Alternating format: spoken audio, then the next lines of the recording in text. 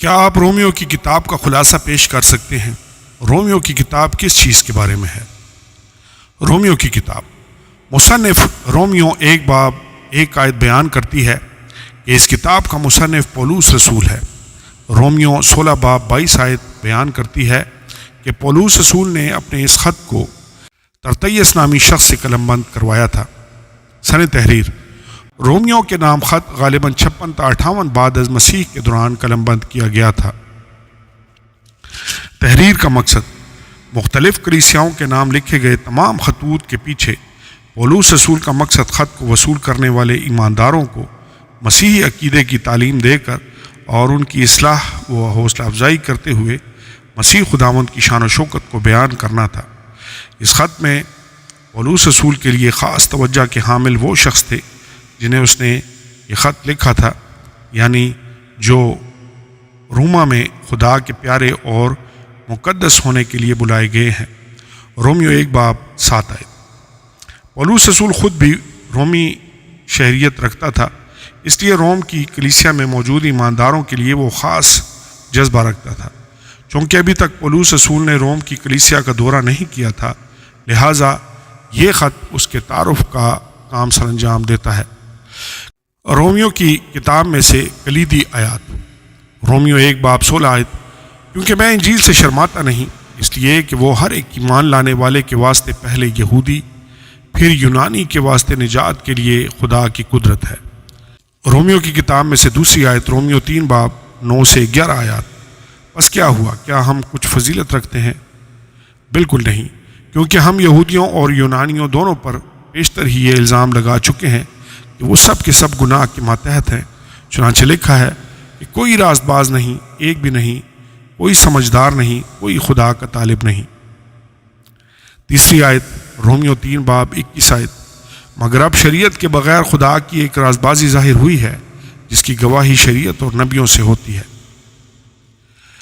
Romeo کی کتاب میں سے چوتھی آیت، رومیو 3 باب 23 آیت۔ اس لیے کہ سب نے گناہ کیا اور خدا کے جلال سے محروم ہیں۔ پانچویں آیت، رومیو 5 باب 8 آیت۔ لیکن خدا اپنی محبت کی خوبی ہم پر یوں ظاہر کرتا ہے کہ جب ہم گناہگار ہی تھے تو مسیح ہماری خاطر مرا۔ چھٹی آیت، رومیو 6 باب 23 آیت۔ کیونکہ گناہ کی مزدوری موت ہے، مگر خدا کی بخشش ہمارے خداوند مسیح یسوع میں ہمیشہ کی زندگی ہے۔ رومیو کی کتاب میں سے 7ویں آیت، رومیو 8 باب 9 آیت۔ لیکن تم جسمانی نہیں بلکہ روحانی ہو، بشرطے کہ خدا کا روح تم میں بسا ہوا ہے، مگر جس میں مسیح کا روح نہیں وہ اس کا نہیں۔ 8ویں آیت، رومیو 8 باب 28 آیت۔ اور ہم کو معلوم ہے کہ سب چیزیں مل کر خدا سے محبت رکھنے والوں کے لیے بھلائی پیدا کرتی ہیں، یعنی ان کے لیے جو خدا کے ارادہ کے موافق بلائے گئے۔ 9ویں آیت، رومیو 8 باب 37 سے 39 آیات۔ مگر ان سب حالتوں میں اس کے وسیلہ سے جس نے ہم سے محبت کی، ہم کو فتح سے بھی بڑھ کر غلبہ حاصل ہوتا ہے، کیونکہ مجھ کو یقین ہے کہ خدا کی محبت ہمارے خداوند مسیح یسوع میں ہے، اس سے ہم کو نہ موت جدا کر سکے گی نہ زندگی۔ اگلی تلاوت، رومیو 10 باب 9 سے 10 آیات۔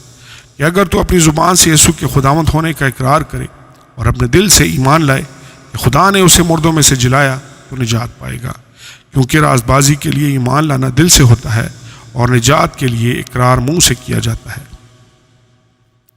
اگلی آیت، رومیو 12 باب 1 آیت۔ پس اے بھائیو، میں خدا کی رحمت یاد دلا کر تم سے التماس کرتا ہوں کہ اپنے بدن ایسی قربانی ہونے کے لیے نذر کرو جو زندہ اور پاک اور خدا کو پسندیدہ ہو، یہی تمہاری معقول عبادت ہے۔ اگلی آیت، رومیو 12 باب 19 آیت۔ اے عزیزو، اپنا انتقام نہ لو بلکہ غضب کو موقع دو، کیونکہ یہ لکھا ہے کہ خداوند فرماتا ہے، انتقام لینا میرا کام ہے، بدلہ میں ہی دوں گا۔ رومیو کی کتاب میں سے آخری کلیدی آیت، رومیو 16 باب 17 آیت۔ اب اے بھائیو، میں تم سے التماس کرتا ہوں کہ جو لوگ اس تعلیم کے برخلاف جو تم نے پائی پھوٹ پڑنے اور ٹھوکر کھانے کا باعث ہیں، ان کو تاڑ لیا کرو اور ان سے کنارہ کیا کرو۔ آمین اور آمین۔ مختصر خلاصہ، پولوس اس حوالے سے نہایت پرجوش تھا کہ وہ بالآخر اس کلیسیا میں بھی کلام کی خدمت کرے، اور ہر شخص اس حقیقت سے بخوبی واقف تھا۔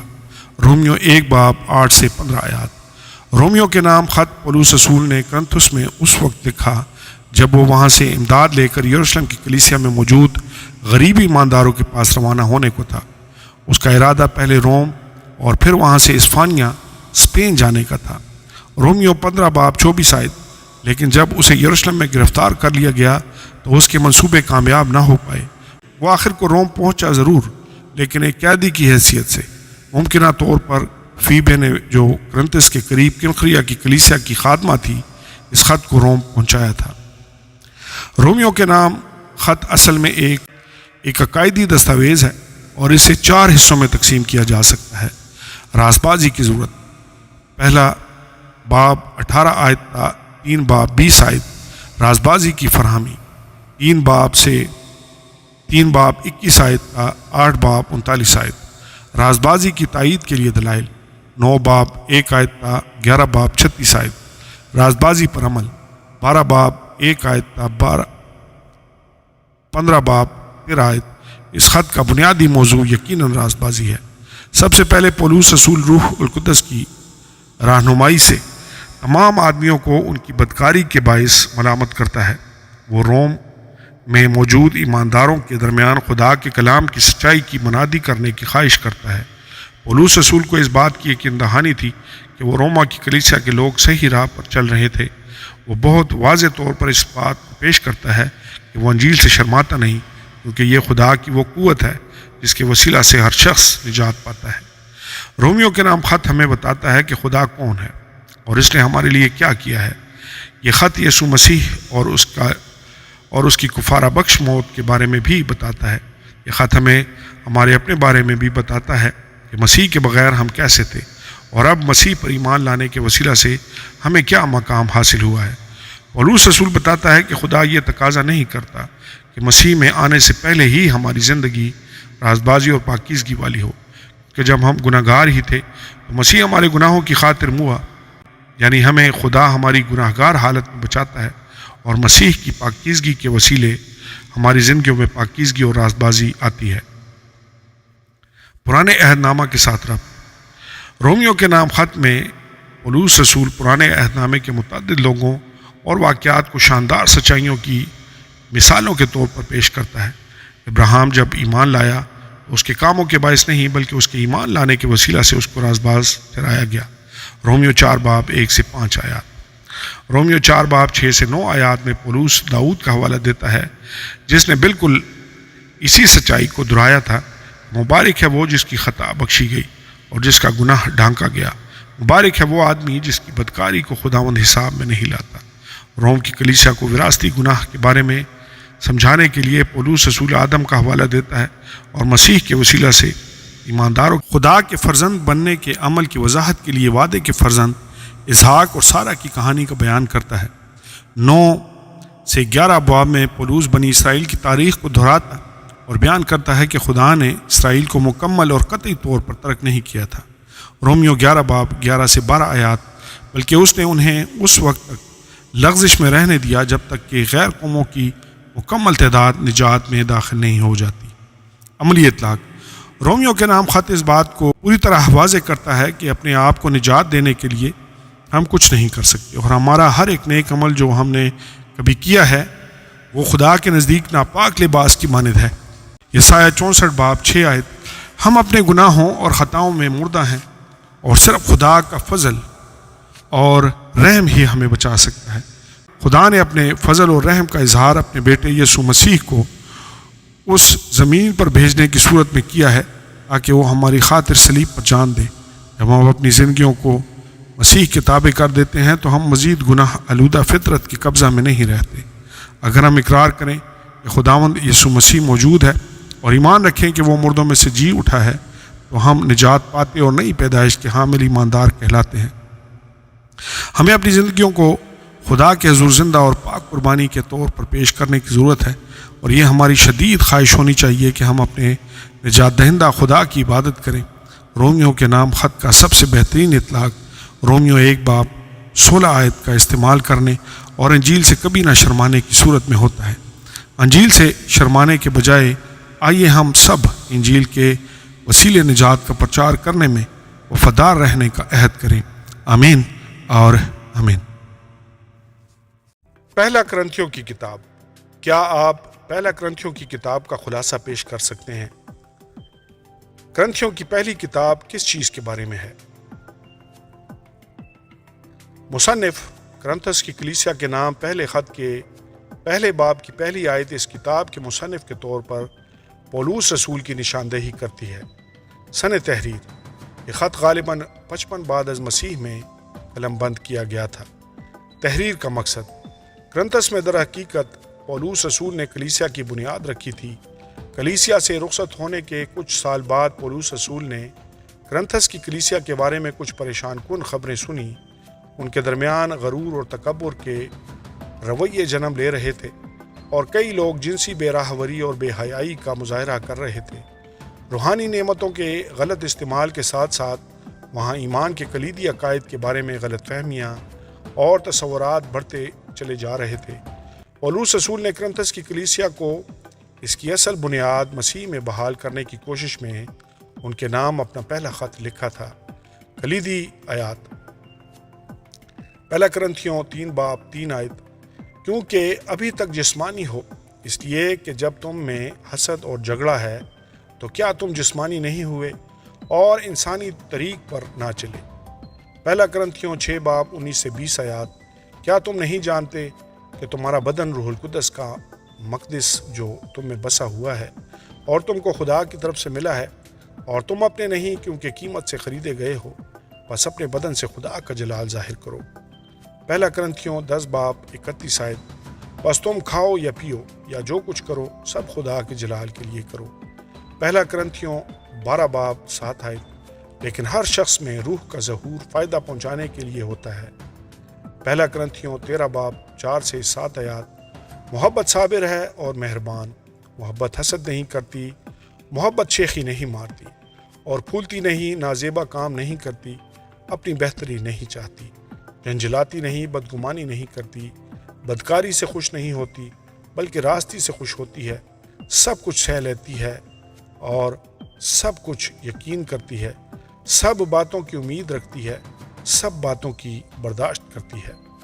पहला करंथियों 15 बाब 3 से 4 आयात। चुनांचे मैंने सबसे पहले तुमको वही बातें पहुंचा दी जो मुझे पहुंची थी कि मसीह किताब मुक़द्दस के मुताबिक हमारे गुनाहों के लिए मुआ और दफन हुआ और तीसरे दिन किताब मुक़द्दस के मुताबिक जी उठा। आमीन और आमीन। मुख्तसर खुलासा। करंथस की कलीसिया तफरीक़ेबाज़ी का शिकार हो चुकी थी। करंथस की कलीसिया के ईमानदार जो मुख्तलिफ रूहानी रहनुमाओं की पैरवी कर रहे थे, तफरीक़ों की बदौलत बट रहे थे। पहला करंथियों पहला बाब 12 आयत, 3 बाब 1 से 6 आयात। पौलुस रसूल करंथस के ईमानदारों को मसीह की मोहब्बत में बाहम मुत्तहिद होने की तलकीन करता है।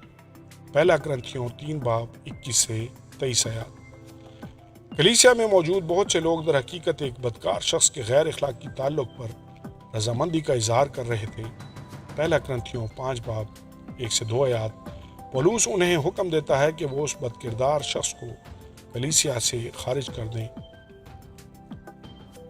पहला करंथियों 5 बाब 13 आयत। करंथस की कलीसिया के ईमानदार एक दूसरे के खिलाफ मुकदमाबाजी कर रहे थे। पहला करंथियों 6 बाब 1 से 2 आयात। पौलुस रसूल उन्हें सिखाता है कि जुल्म सहना मसीही गवाही को नुकसान पहुंचाने की निस्बत ज़्यादा बेहतर है। पहला करंथियों 6 बाब 3 से 8 आयात। पौलुस रसूल करंथस की कलीसिया को शादी और पाकदामनी 7 बाब, बुतों की कुर्बानी की ज़ियाफ़तों 8 और 10 बाब, मसीही आज़ादी 9 बाब, दुआ के दौरान औरतों के सर ढांकने पहला करंथियों 11 बाब 1 से 16 आयात, अशायर बानी पहला करंथियों 11 बाब 17 से 34 आयात, रूहानी नेमतों 12 से 14 बाब और मसीह के मुर्दों में से जी उठने 15 बाब के हवाले से तालीम और हिदायत देता है। पौलुस रसूल करंथस की कलीसिया के नाम पहले ख़त को उन सवालात के जवाबात की सूरत में तरतीब देता है जो करंथस के ईमानदारों ने उससे पूछे थे। पौलुस रसूल इस ख़त में उनके ऐसे नामुनासिब तर्ज अमल और गलत अकायद के ख़िलाफ़ रद्द अमल भी ज़ाहिर करता है जिनको वो इख्तियार किए हुए थे।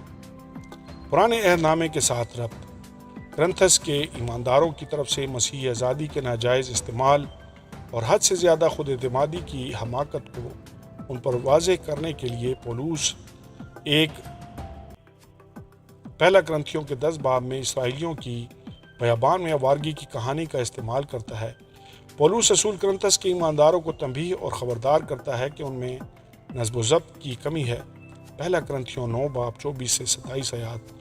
وہ اسرائیلیوں کی کہانی کو جاری رکھتا ہے جنہوں نے خدا کے معجزات اور اس کی طرف سے نگہداشت پانے یعنی بحر کلزم کے 2 حصوں میں تقسیم ہونے، آسمان سے من اور چٹان سے پانی کے معجزانہ فراہمی کو دیکھنے کے باوجود اپنی آزادی کا غلط استعمال کیا، خدا کے خلاف بغاوت کی اور بد اخلاقی اور بت پرستی کا شکار ہو گئے۔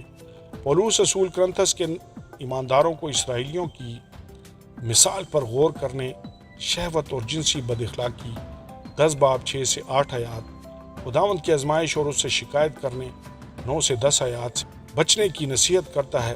گنتی 11 باب 4 اور 34 آیت، 25 باب 1 سے 9 آیات، خروج 16 باب 2 آیت، 17 باب 2 اور 7 آیت بھی دیکھیں۔ عملی اطلاق: کرنتھس کی کلیسیا کو جن مسائل اور سوالات کا سامنا تھا اس میں سے بہت سے مسائل ہماری کلیسیا میں اب بھی موجود ہیں۔ کلیسیاں آج بھی تفرقہ بازیوں، بد اخلاقی، بے راہوری اور روحانی نعمتوں کے استعمال سے متعلق مسائل سے دوچار ہیں۔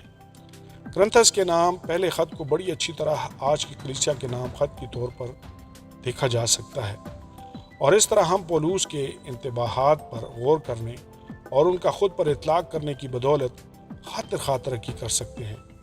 تمام تر سرزنش اور اصلاح کے باوجود یہ خط ہماری توجہ واپس مسیح کی طرف مائل کرتا ہے، کیونکہ حقیقی مسیحی محبت بہت سے مسائل کا حل ہے۔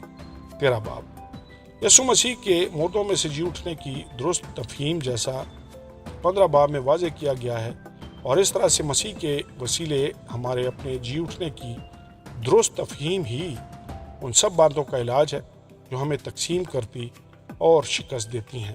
آمین اور آمین۔ کیا آپ دوسرا کرنتھیوں کی کتاب کا خلاصہ پیش کر سکتے ہیں؟ دوسرا کرنتھیوں کی تمام کتاب کس چیز کے بارے میں ہے؟ مصنف کرنتھس کی کلیسیا کے نام دوسرے خط کے پہلے باب کی پہلی آیت بیان کرتی ہے کہ اس کتاب کا مصنف پولس رسول ہے، اور اس خط کو لکھنے کے وقت اس کے ساتھ غالباً تھموتھیوس بھی تھا۔ سن تحریر: یہ خط غالباً 55 سے 57 بعد از مسیح میں قلم بند کیا گیا تھا۔ تحریر کا مقصد: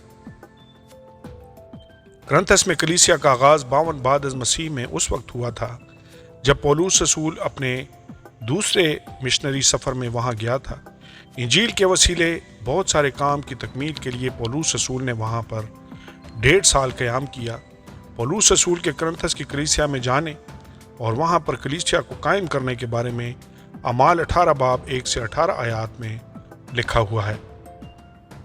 کرنتھس کی کلیسیا کے نام اپنے دوسرے خط میں پولس اپنی خوشی اور اطمینان کا اظہار اس لیے کرتا ہے کہ کرنتھس کے ایمانداروں نے اس کے سخت الفاظ کو جو اس نے اپنے پہلے خط میں لکھے تھے، جو کہ اب کھو چکا ہے، مثبت انداز میں قبول کیا تھا۔ یہ خط ان معاملات کے بارے میں بات کرتا ہے جو کلیسیا میں پھوٹ کا باعث بن رہے تھے۔ بنیادی طور پر یہ ان خود ساختہ چھوٹے رسولوں کی آمد کے دوسرا کرنتھیوں 11 باب 13 آیت کے بارے میں بات کرتا ہے، جو پولس رسول کے کردار پر حملہ کر رہے تھے اور ایمانداروں میں اختلافات پیدا کر رہے تھے اور ان کو جھوٹے عقائد کی تعلیم دے رہے تھے۔ یہ لوگ پولس کی راست گوئی دوسرا کرنتھیوں پہلا باب 15 سے 17 آیات، اس کے کلام کرنے کی صلاحیت دوسرا کرنتھیوں 10 باب 10 آیت، 11 باب 6 آیت اور کرنتھس کی کلیسیا کی طرف سے مدد لینے سے انکار کرنے پر سوال اٹھا رہے تھے۔ دوسرا کرنتھیوں 11 باب 7 سے 9 آیات، 12 باب 13 آیت، کرنتھس کی کلیسیا کے نام سخت الفاظ سے بھرا ایک اور خط لکھنے کی دوسری وجہ یہ بھی تھی کہ کرنتھس کے کچھ لوگوں نے اپنے بد اخلاقی رویے سے ابھی تک توبہ نہیں کی تھی۔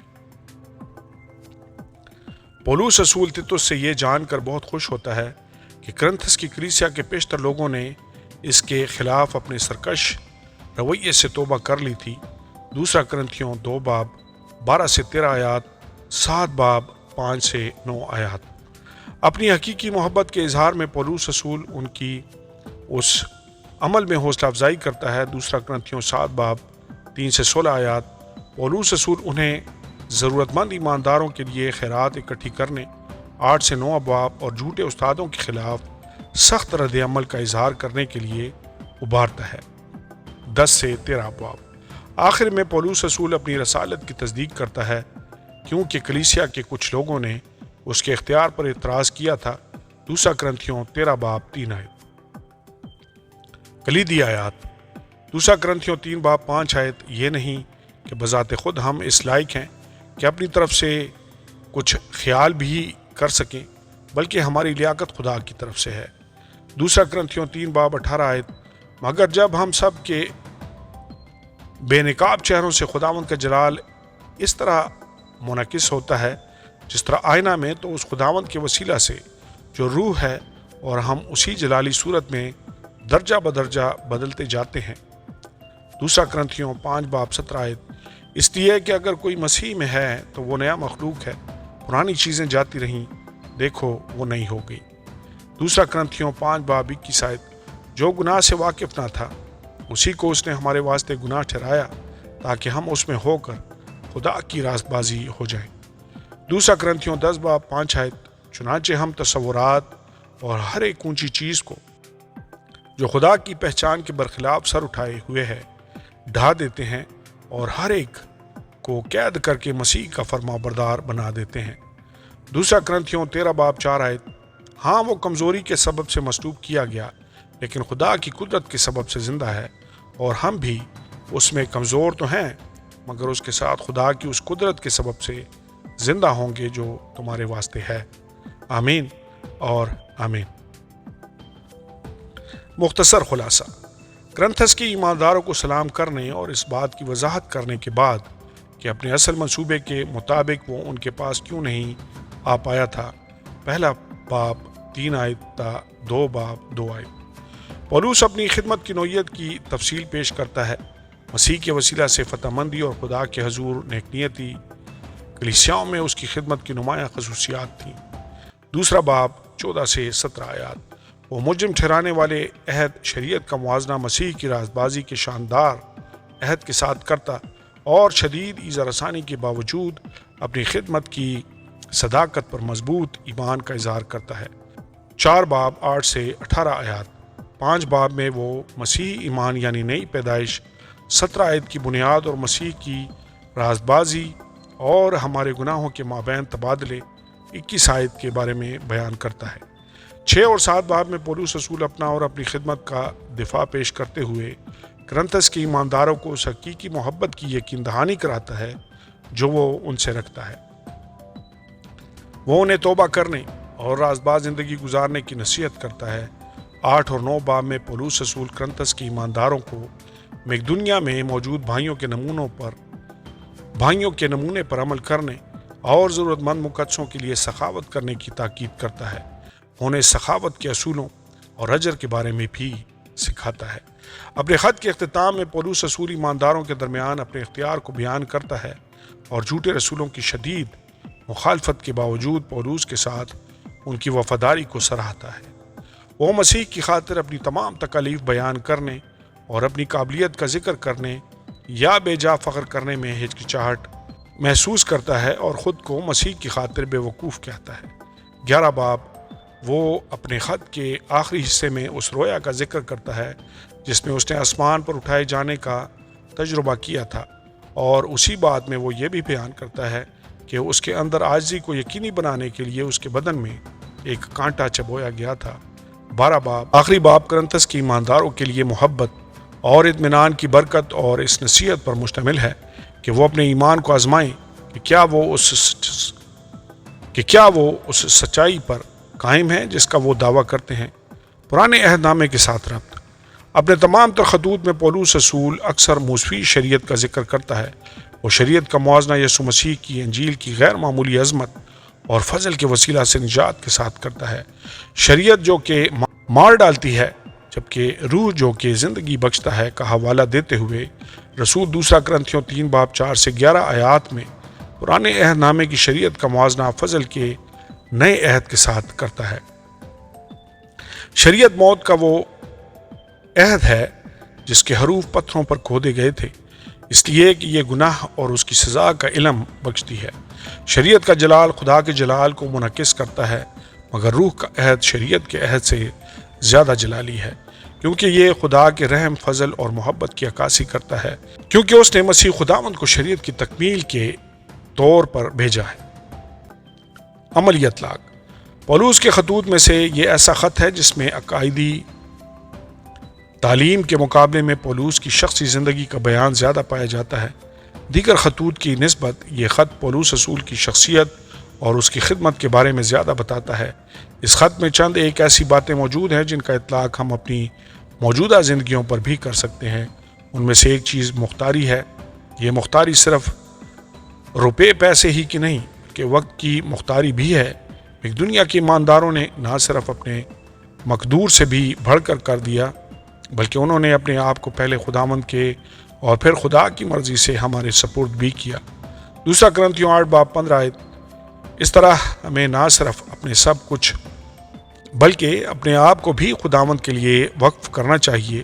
خدا کو اصل میں ہمارے پیسے کی ضرورت نہیں ہے۔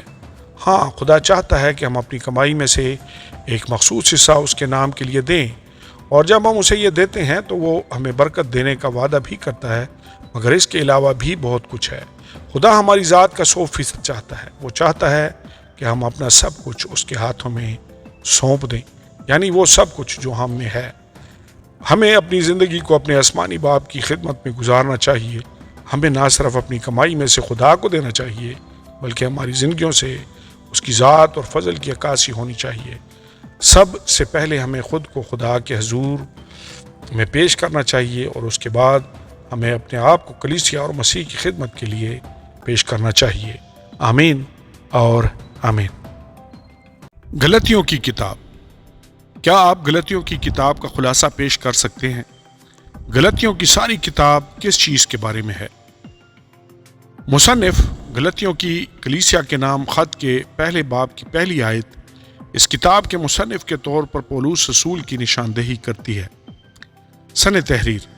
یہ کتاب یعنی غلطیوں کے نام پولوس رسول کا خط نئے عہد نامہ کی غالباً سب سے پہلے تحریر ہونے والی کتابوں میں سے ہے، جو 49 بعد از مسیح کے فوراً بعد مرتب کی گئی تھی۔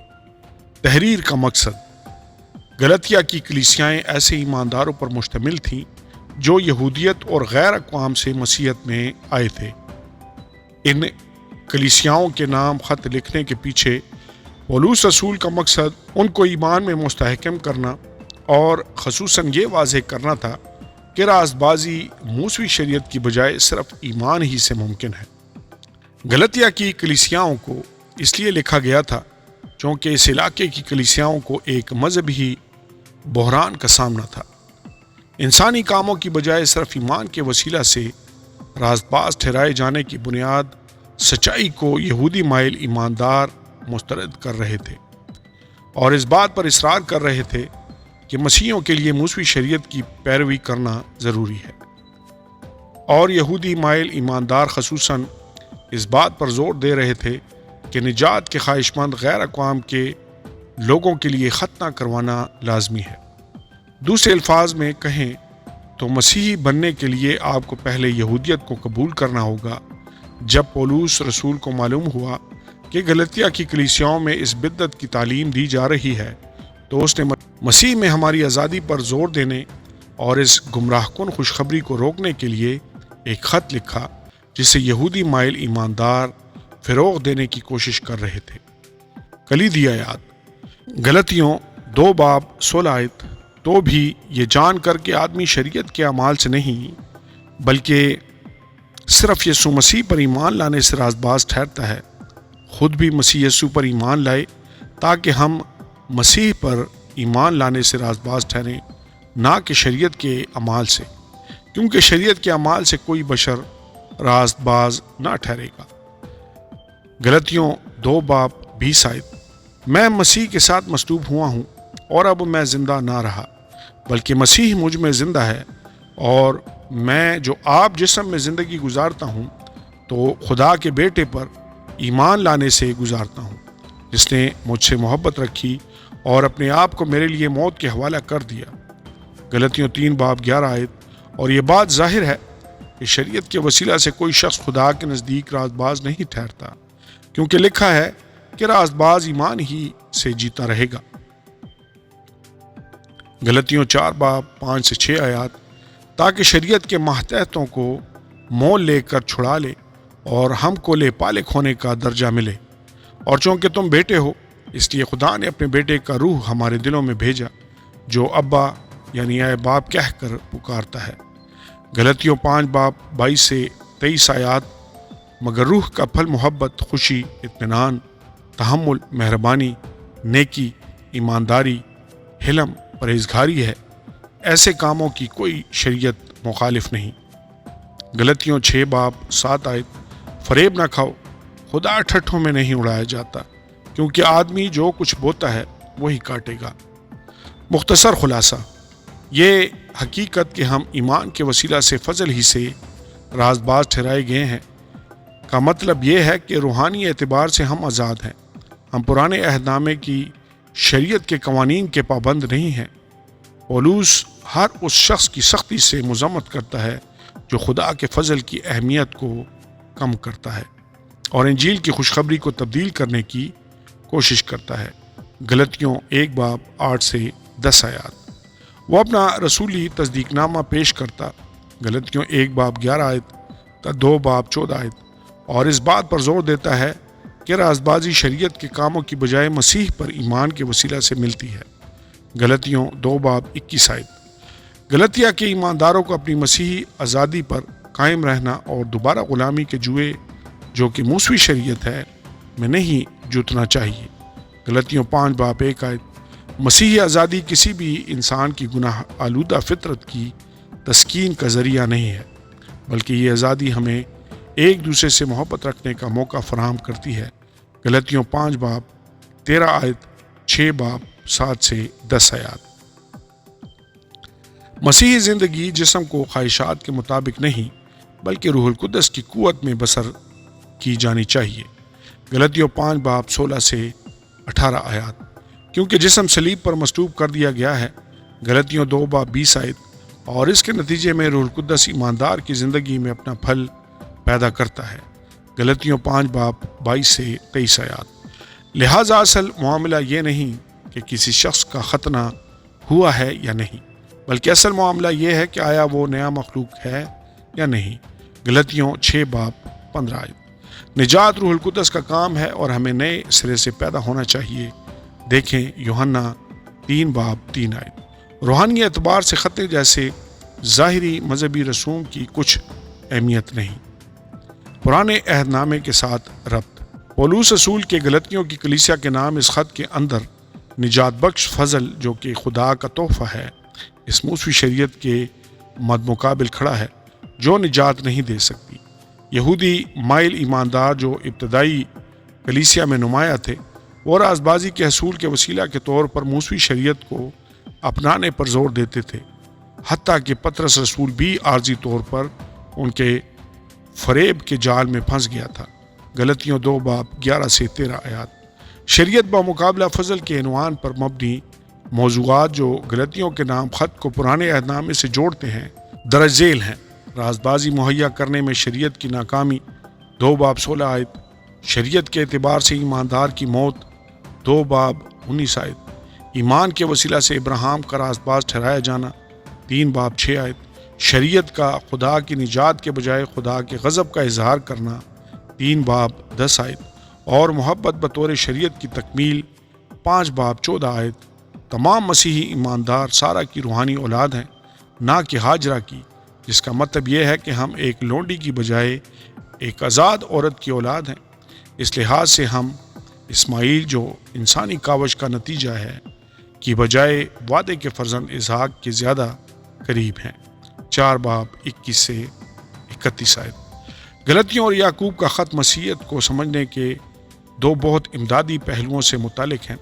غلطیوں کے نام خط راست باز زندگی کو جنم دینے والی فضل کی خوشخبری پر روشنی ڈالتا ہے۔ غلطیوں 3:13-14 یعقوب کا خط ایمان کی تصدیق کرنے والے راست باز زندگی پر روشنی ڈالتا ہے۔ اس میں کچھ تضاد نہیں ہے کہ یعقوب کا خط بھی انجیل کے وسیلہ سے نئی پیدائش پر زور دیتا ہے۔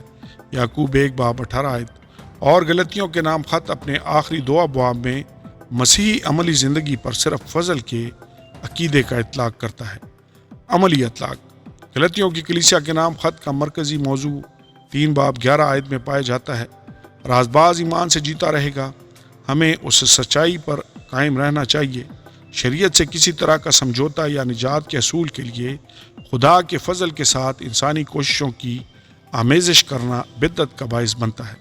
اگر شریعت کی پیروی سے ہمارے لیے نجات ممکن ہوتی تو یسوع کو صلیب پر جان دینے کی کچھ ضرورت نہیں تھی۔ غلطیوں 2:21 اپنے کاموں کے وسیلہ سے نجات حاصل کرنے کی کوشش کرنا فضل کو بے اثر کر دیتا ہے۔ ہم نہ صرف ایمان کے وسیلہ سے نجات پاتے ہیں، یوحنا 3:16 افسیوں 2:8-9 بلکہ مسیح میں ایماندار کی زندگی دن بدن لمحہ بلمحہ اسی ایمان کے وسیلہ سے گزرتی ہے، غلطیوں 2:20 اور یہ ایمان ہم اپنے طور پر بھی پیدا نہیں کر سکتے، کیونکہ یہ کاموں کا نتیجہ نہیں بلکہ خدا کا تحفہ ہے۔ دیکھیں افسیوں 2:8-9 تاہم یہ ہماری ذمہ داری اور خوشی ہے کہ ہم اپنے ایمان کا مظاہرہ کریں تاکہ دوسرے لوگ روحانی اصولوں، بائبل کے مطالعہ، دعا، فرمانبرداری وغیرہ کے وسیلہ سے ایمان میں بڑھنے کے لیے ہماری زندگی میں مسیح کے کاموں کو دیکھ پائیں۔ یسوع نے فرمایا ہے کہ ہم اپنی زندگی کے اس پھل سے پہچانے جاتے ہیں، متی 7:16 جو ہمارے اندر موجود ایمان کا ثبوت ہے۔ تمام مسیحیوں کو اس نجات بخش ایمان میں بڑھتے رہنے کی بھرپور کوشش کرتے رہنا چاہیے جو ہمارے اندر موجود ہے، تاکہ ہماری زندگی سے مسیح کی عکاسی ہو۔ اس طرح دوسرے لوگ آپ کے باپ کی جو آسمان پر ہے تمجید کریں گے۔ متی 5:15 آمین اور آمین۔ افسیوں کی کتاب، کیا آپ افسیوں کی کتاب کا خلاصہ پیش کر سکتے ہیں؟ افسیوں کی ساری کتاب کس چیز کے بارے میں ہے؟ مصنف افسیوں کی کلیسیا کے نام خط کے پہلے باب کی پہلی آیت اس کتاب کے مصنف کے طور پر پولوس رسول کی نشاندہی کرتی ہے۔ سن تحریر، یہ خط قریباً 60 سے 63 بعد از مسیح کے درمیانی عرصہ میں قلم بند کیا گیا تھا۔ تحریر کا مقصد پولوس کا ارادہ تھا کہ وہ تمام لوگ جو مسیح یسوع جیسی روحانی پختگی کے خواہاں ہیں وہ پولوس کے اس خط کو قبول کریں۔ افسیوں کے نام خط اس اہم اصول پر مبنی ہے جو خدا کے سچے فرزند کے طور پر ترقی کرنے کے لیے درکار ہے۔ مزید یہ کہ اس خط کا مطالعہ ایماندار کو روحانی طور پر مضبوط ہونے اور قائم رہنے میں مدد کرتا ہے، اور اس طرح ایماندار خدا کے مقصد اور بلاہٹ کی تکمیل کر سکتا ہے۔ اس خط کا مقصد ایک پختہ کلیسیا کی تصدیق کرنا اور اسے مضبوط کرنا ہے۔ یہ خط خدا کے نظام میں مسیح کے بدن اور اس کی اہمیت کا ایک متوازن نظریہ پیش کرتا ہے۔ کلیدی آیات، افسیوں 1:3 ہمارے خداوند یسوع مسیح کے خدا اور باپ کی حمد ہو جس نے ہم کو مسیح میں آسمانی مقاموں پر ہر طرح کی روحانی برکت بخشی۔ افسیوں 2:8-10 کیونکہ تم کو ایمان کے وسیلہ سے فضل ہی سے نجات ملی ہے، اور یہ تمہاری طرف سے نہیں، خدا کی بخشش ہے، اور نہ اعمال کے سبب سے ہے، تاکہ کوئی فخر نہ کرے، کیونکہ ہم اس کی کاریگری ہیں اور مسیح یسوع میں ان نیک اعمال کے واسطے مخلوق ہوئے جن کو خدا نے پہلے سے ہمارے کرنے کے لیے تیار کیا تھا۔ افسیوں 4:4-6 ایک ہی بدن ہے اور ایک ہی روح، چنانچہ تمہیں جو بلائے گئے تھے اپنے بلائے جانے سے امید بھی ایک ہی ہے، ایک ہی خداوند ہے، ایک ہی ایمان، ایک ہی بپتسمہ، اور سب کا خدا اور باپ ایک ہی ہے، جو سب کے اوپر اور سب کے درمیان اور سب کے اندر ہے۔ افسیوں 5:21 اور مسیح کے خوف سے ایک دوسرے کے تابع رہو۔ افسیوں 6:10-11 غرض خداوند میں اور اس کی قدرت کے زور میں مضبوط بنو، خدا کے سب ہتھیار باندھ لو تاکہ تم ابلیس کے منصوبوں کے مقابلہ میں قائم رہ سکو۔ آمین اور آمین۔ مختصر خلاصہ، افسیوں کے نام خط کا ایک بڑا حصہ عقائد پر مبنی ہے۔ اس خط کی نصف تعلیم ہمارے مسیح میں قائم رہنے سے متعلق ہے اور اس کی باقی کی تعلیم ہماری زندگی کی عام اور روحانی حالت پر اثر انداز ہوتی ہے۔ اس خط سے تعلیم دینے والے لوگوں کی ایک بڑی تعداد اکثر تمام بنیادی ہدایات کو نظر انداز کرتے ہوئے براہ راست اختتامی باب کی طرف چلی جاتی ہے۔ یہ وہ باب ہے جو مقدسوں کی روحانی جنگ یا جدوجہد پر زور دیتا ہے۔ تاہم اس خط کے تمام حصوں سے بھرپور فائدہ اٹھانے کے لیے کسی بھی شخص کو اس خط کے شروع میں دی گئی پولوس رسول کی ہدایات سے آغاز کرنا چاہیے۔ مسیح کے پیروکاروں کی حیثیت سے سب سے پہلے ہمیں اس بات کو پوری طرح سمجھنا چاہیے کہ خدا ہمیں کیا بننے کا حکم دیتا ہے۔ ہمیں تمام انسانیت کے لیے خدا کی طرف سے نجات کے منصوبے کے علم میں مضبوط ہونا چاہیے اور اس کے ساتھ ساتھ ہماری موجودہ زندگی اور چال چلن بھی پوری طرح عملی اور مستحکم ہونا چاہیے، اور یہ عمل اس وقت تک جاری رہنا چاہیے جب تک ہم آدمیوں کی بازیگری اور مکاری کے سبب سے ان کے گمراہ کرنے والے منصوبوں کی طرف ہر ایک تعلیم کے جھونکے سے موجوں کی طرح اچھلتے بہتے نہ پھریں۔ پولوس کے اس خط کو 3 اہم حصوں میں تقسیم کیا جا سکتا ہے۔ نمبر 1 سے 3 ابواب خدا کے نجات کے منصوبوں کے تعلق سے ہم اصولوں کا تعارف پیش کرتے ہیں۔ نمبر 2 4 سے 5 ابواب ہماری موجودہ زندگی سے متعلق اصول پیش کرتے ہیں۔ نمبر 3 6 باب ہماری روزمرہ کی جدوجہد کے تعلق سے اصول پیش کرتا ہے۔ پرانے عہد نامے کے ساتھ ربط۔ افسیوں کے خط کو پرانے عہد نامے سے جوڑنے والا بنیادی تعلق یہودیوں کو چونکا دینے والے اس تصور میں پایا جاتا ہے کہ کلیسیا مسیح کا بدن ہے۔ افسیوں 5 باب 32 آیت۔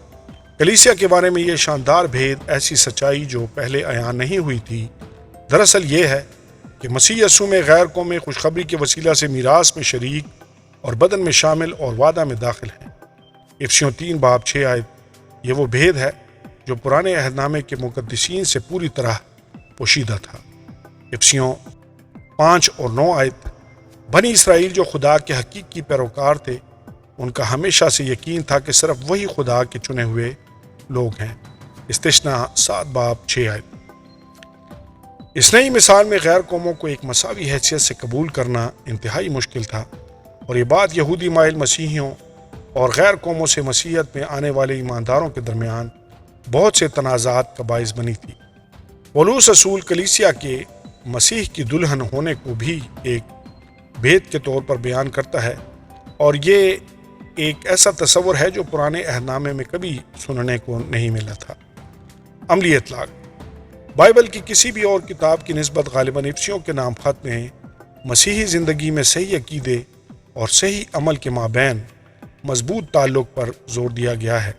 بہت سے لوگ علم الہیات کو نظر انداز کرتے ہوئے محض ان چیزوں پر بات کرنا چاہتے ہیں جو عملی ہیں۔ اس خط میں پولوس رسول دلیل پیش کرتا ہے کہ عام الہیات در حقیقت عملی حقیقت ہے۔ اپنی زندگیوں میں خدا کی مرضی کو عملی طور پر پورا کرنے کے لیے ہمیں پہلے یہ سمجھنا ہوگا کہ عقائد کے لحاظ سے مسیح میں ہم کون ہیں۔ آمین اور آمین۔ کیا آپ فلپیوں کی کتاب کا خلاصہ پیش کر سکتے ہیں؟ فلپیوں کی کتاب کس چیز کے بارے میں ہے؟ فلپیوں کی کتاب۔ مصنف فلپیوں کی کلیسیا کے نام خط کے پہلے باب کی پہلی آیت بیان کرتی ہے کہ اس کتاب کا مصنف پولوس رسول ہے۔ ممکن ہے کہ اس خط کو لکھنے کے عمل میں پولوس رسول نے تھموتھیوس سے بھی مدد لی ہو۔ سنِ تحریر۔ فلپیوں کے نام خط قریباً 61 بعد از مسیح میں لکھا گیا۔ تحریر کا مقصد۔ فلپیوں کے نام خط پولوس رسول کے ان خطوط میں سے ایک ہے جو اس نے روم قید کے دوران لکھے تھے۔ پولوس رسول نے جب اپنے دوسرے مشنری سفر کے دوران فلپی کے علاقے کا دورہ کیا تھا، اعمال 16 باب 12 آیت، تو اس وقت لودیا اور فلپی کے قید خانہ کے دروغہ نے اپنے گھرانے سمیت مسیح کو قبول کیا تھا۔ کچھ سالوں کے بعد وہاں کلیسیا اچھی طرح قائم ہو چکی تھی، اور یہ بات اس کلیسیا کے نام لکھے گئے خط سے بھی معلوم ہو سکتی ہے۔ جس میں نگہبانوں اور خادموں کا ذکر ہے۔ فلپیوں پہلا باب 1 آیت۔ خدا کا مقصد فلپیوں کی کلیسیا کی طرف سے بھیجی گئی امداد کا اعتراف کرنا تھا، جس کو اس کلیسیا کے ایک رکن افردیتوس نے پولوس تک پہنچایا تھا۔ فلپیوں 4 باب 10 سے 18 آیات۔ یہ خط مسیحیوں کے ایک ایسے گروہ کے نام ہے جو پولوس کے دل کے بہت قریب تھا۔ دوسرا کرنتھیوں 8 باب 1 سے 6 آیات۔ اور دوسرے خطوط کے مقابلے میں اس خط میں عقائدی غلطیوں اور مسائل کے بارے میں بہت کم بات کی گئی ہے۔ کلیدی آیات۔ فلپیوں 1 باب 21 آیت، کیونکہ زندہ رہنا میرے لیے مسیح ہے اور مرنا نفع۔ فلپیوں 3 باب 7 آیت، لیکن جتنی چیزیں میرے نفع کی تھیں انہی کو میں نے مسیح کی خاطر نقصان سمجھ لیا ہے۔ فلپیوں کی کتاب میں سے تیسری آیت، فلپیوں 4 باب 4 آیت، خداوند میں ہر وقت خوش رہو، پھر کہتا ہوں کہ خوش رہو۔ فلپیوں کی کتاب میں سے چوتھی کلیدی آیت، فلپیوں 4 باب 6 سے 7 آیات، کسی بات کی فکر نہ کرو بلکہ ہر ایک بات میں تمہاری درخواستیں دعا اور منت کے وسیلہ سے شکر گزاری کے ساتھ خدا کے سامنے پیش کی جائیں، تو خدا کا اطمینان جو سمجھ سے بالکل باہر ہے تمہارے دلوں اور خیالوں کو مسیح یسوع میں محفوظ رکھے گا۔ فلپیوں کی کتاب میں سے 5ویں کلیدی آیت، فلپیوں 4 باب 13 آیات، جو مجھے طاقت بخشتا ہے اس میں میں سب کچھ کر سکتا ہوں۔ آمین اور آمین۔ مختصر خلاصہ، فلپی کے ایمانداروں کو مصیبت کے دوران وسائل کا نام دیا جا سکتا ہے۔ یہ خط مسیح ہماری زندگی میں، مسیح ہمارے ذہن میں، مسیح بطور ہمارا مقصد و منزل، مسیح ہماری قوت اور مصیبت کے دوران بھی خوش رہنے کے بارے میں ہے۔ یہ خط مسیح کے آسمان پر اٹھائے جانے کے قریباً 30 سال بعد اور فلپیوں کی کلیسیا میں پولوس کے پہلے پیغام کے قریباً 10 سال بعد اس وقت لکھا گیا جب پولوس روم میں قید تھا۔ پولوس رسول نیرو شہنشاہ کے دور حکومت میں قید کیا گیا تھا، مگر یہ خط بڑی فتح مندی کا اعلان کرتا معلوم ہوتا ہے، کیونکہ خوش اور خوشی جیسے الفاظ کو اس خط میں بکثرت استعمال کیا گیا ہے۔ فلپیوں 1 باب 4 18 25 26 آیات، دوسرا باب 2 اور 28 آیات، فلپیوں 3 باب 1 آیت، 4 باب 1 سے 4 اور 10 آیات۔ حالات چاہے جیسے بھی ہوں، مسیح یسوع جو ہم میں بستا ہے اسے ہماری زندگی، فطرت اور ہمارے ذہنی افکار سے ظاہر ہونا چاہیے۔ فلپیوں 1 باب 6 اور 11 آیت، دوسرا باب 5 اور 13 آیات۔ ہمارے خداوند یسوع مسیح کی عاجزی اور جلالی سربلندی کے حوالے سے فلپیوں کی کلیسیا فلپیوں 2 باب 5 سے 11 آیات میں شاندار اور عمیق اعلان کے باعث بلند مقام حاصل کرتی ہے۔ فلپیوں کے خط کو مندرجہ ذیل حصوں میں تقسیم کیا جا سکتا ہے۔ تعارف 1 باب 1 سے 7 آیات، مسیحیوں کی زندگی مسیح ہے، مشکلات کے باوجود خوشی منانا 1 باب 8 سے 30 آیات، مسیحیوں کے لیے اعلیٰ نمونہ مسیح ہے، کمتر خدمت میں بھی خوشی منانا 2 باب 1 سے 30 آیات، مسیحی ایمان، خواہش اور توقع کا حتمی مقصد مسیح ہے 3 باب 1 سے 21 آیات، مسیحی قوت کی بنیاد مسیح ہے، فکر اور پریشانی میں بھی خوشی منانا 4 باب 1 سے 9 آیات، اختتام 4 باب 10 سے 23 آیات۔ پرانے عہد نامے کے ساتھ ربط۔ اب بہت سے خطوط کی طرح پولوس رسول فلپیوں کی کلیسیا کے نئے ایمانداروں کو خبردار کرتا ہے کہ وہ اس شرعی کٹر پن سے بچیں جو ابتدائی کلیسیاؤں میں مستقل طور پر پروان چڑھ رہا تھا۔ یہودی پرانے عہد نامہ کی شریعت سے ایسی مضبوطی سے جڑے ہوئے تھے کہ کلیسیا کے اندر پائے جانے والے یہودی مائل لوگوں کی طرف سے مستقل طور پر کوشش کی جا رہی تھی کہ وہ نجات بالعمل کی تعلیم کی طرف واپس لوٹ جائیں، مگر پولوس رسول ایک بار پھر بیان کرتا ہے کہ نجات صرف اور صرف یسوع مسیح پر ایمان کے وسیلہ سے ہے۔ وہ یہودی مائل شرعی کٹر پن کے شکار لوگوں کو کتے اور برے کام کرنے والے افراد کے طور پر نامزد کرتا ہے۔ شرعی کٹر پن کے حامل لوگوں کا خصوصی اس بات پر اصرار تھا کہ پرانے عہد کی شرط کے مطابق مسیحیت میں آنے والے نئے ایمانداروں کے لیے ختنے کے عمل کو جاری رکھا جانا چاہیے۔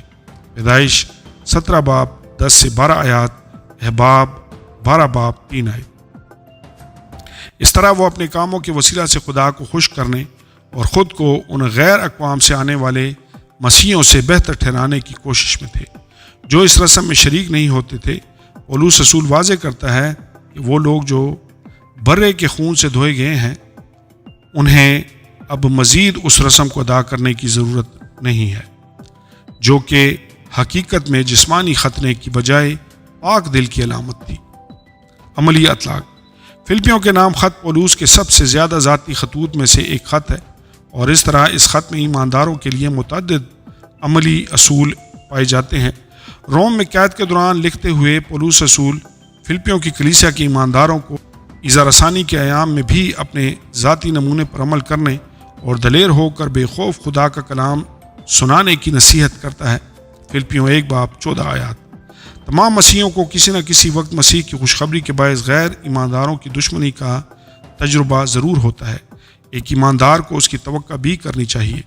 یسوع نے کہا ہے کہ دنیا نے اس سے نفرت رکھی ہے اور وہ اس کے ماننے والوں سے بھی نفرت رکھے گی۔ یوحنا 15 باب 18 آیت۔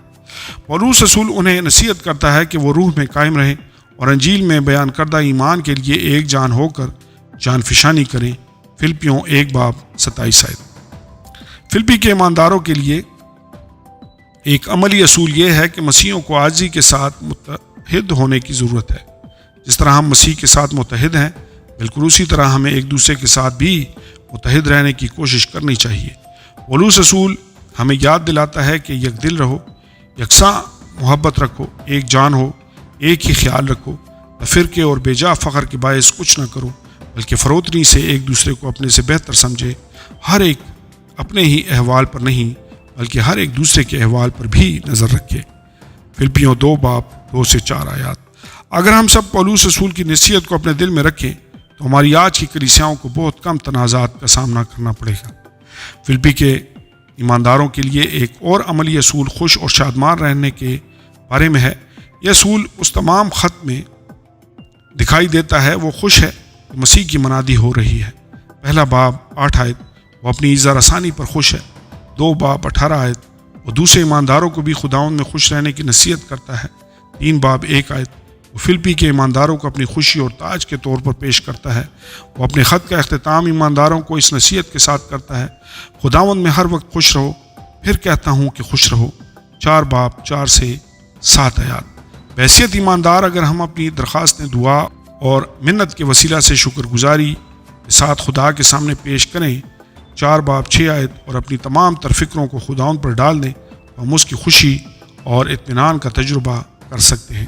باوجود ایذا رسانی اور قید کے پولس کی خوشی اس خط کے وسیلہ سے پوری طرح واضح ہے، اور جب ہم اپنی توجہ کو خداوند پر مرکوز کرتے ہیں تو ہمارے ساتھ پھر اس خوشی کا وعدہ کیا جاتا ہے جس کا پولس نے تجربہ کیا ہے۔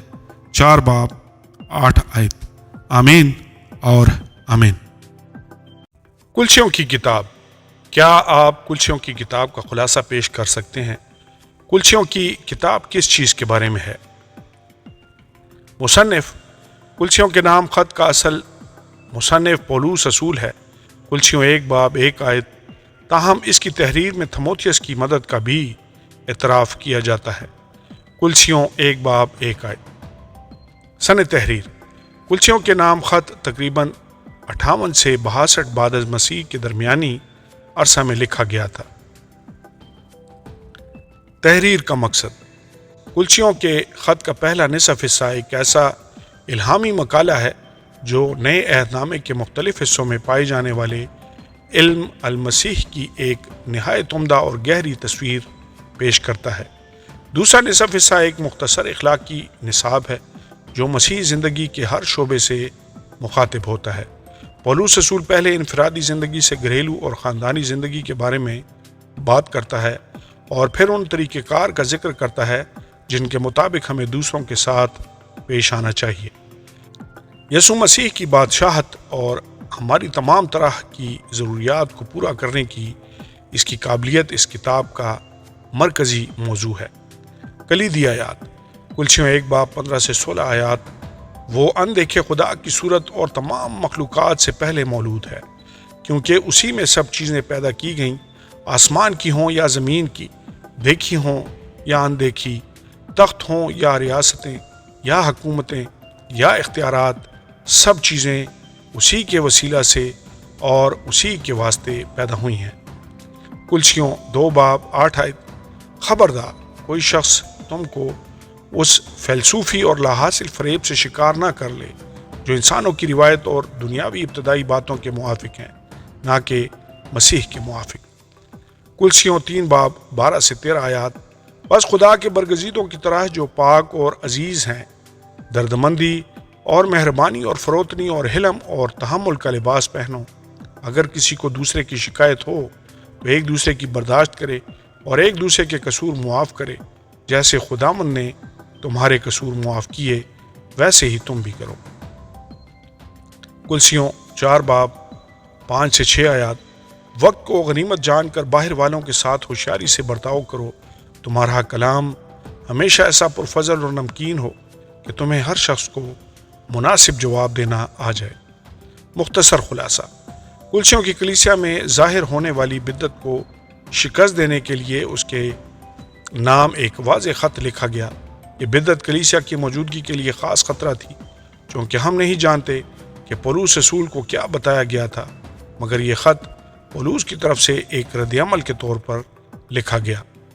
ہم پولس کے رد عمل سے اندازہ کر سکتے ہیں وہ مسیح کے بارے میں اس کی حقیقی اور سچی بشریت کی تردید اور اس الوہیت کو قبول کرنے سے انکار جیسے ایک ناقص نظریے سے نمٹ رہا تھا۔ پولس خطنے اور روایات کے تعلق سے یہودی اسرار پر اعتراض کرتا دکھائی دیتا ہے۔ کلسیوں 2 باب 8 سے 11 آیات، 3 باب 11 آیت۔ مذکورہ بدعت یا تو یہودی علم پرستی یا یہودی جوگ اور یونانی زینوں کا فلسفے دونوں کی آمیزش ہے۔ پولس رسول مسیح کے نجات کے لیے کافی ہونے کی طرف ہماری توجہ مبذول کرواتے ہوئے ایک قابل ذکر کام سر انجام دیتا ہے۔ کلسیوں کا خط مسیح کی الوہیت اور جھوٹے فلسفوں کے بارے میں نظریاتی بدایات پر مشتمل ہے۔ اس کے علاوہ اس خط میں مسیحی چال چلن، دوستوں اور گفتگو سے متعلق عملی نصیحتیں بھی پائی جاتی ہیں۔ کلسیوں 3 باب 1 آیت، 4 باب 18 آیت۔ پرانے عہد نامے کے ساتھ ربط۔ تمام ابتدائی کلیسیاؤں کی طرح کلسیوں کی کلیسیا میں شرعی کٹرپن کا معاملہ بھی پولس کے لیے خاصہ فکر مندی کا باعث تھا۔ اعمال کی بجائے فضل ہی کے وسیلہ سے نجات کا تصور نہایت بنیادی تھا، جسے اس دور کے لوگوں کے لیے سمجھنا انتہائی مشکل ثابت ہوا، جو پرانے عہد نامے کے شریعت کے ساتھ مضبوطی سے جڑے ہوئے تھے۔ اس وجہ سے شرعی کٹرپن کے حامل لوگوں کے مابین ایک تحریک مسلسل طور پر چل رہی تھی تاکہ اس نئے ایمان میں شریعت کی کچھ شرائط شامل کی جائیں۔ ان بنیادی شرائط میں ایک ختنے کی رسم تھی جس پر مسیحیت میں آنے والے یہودیوں میں سے چند لوگ اب بھی عمل کر رہے تھے۔ پولس رسول اس غلطی کا جواب کلسیوں 2 باب 11 سے 15 آیات میں دیتا ہے، جس میں پولس رسول بیان کرتا ہے کہ جسم کے ختنے کی اب مزید کچھ ضرورت نہیں رہی، کیونکہ مسیح آ چکا ہے۔ اس کا ختنہ جسم کے بجائے دل کا ہوا، جس نے پرانے عہد نامے کی شریعت کی عبادتی روایات کو غیر ضروری بنا دیا ہے۔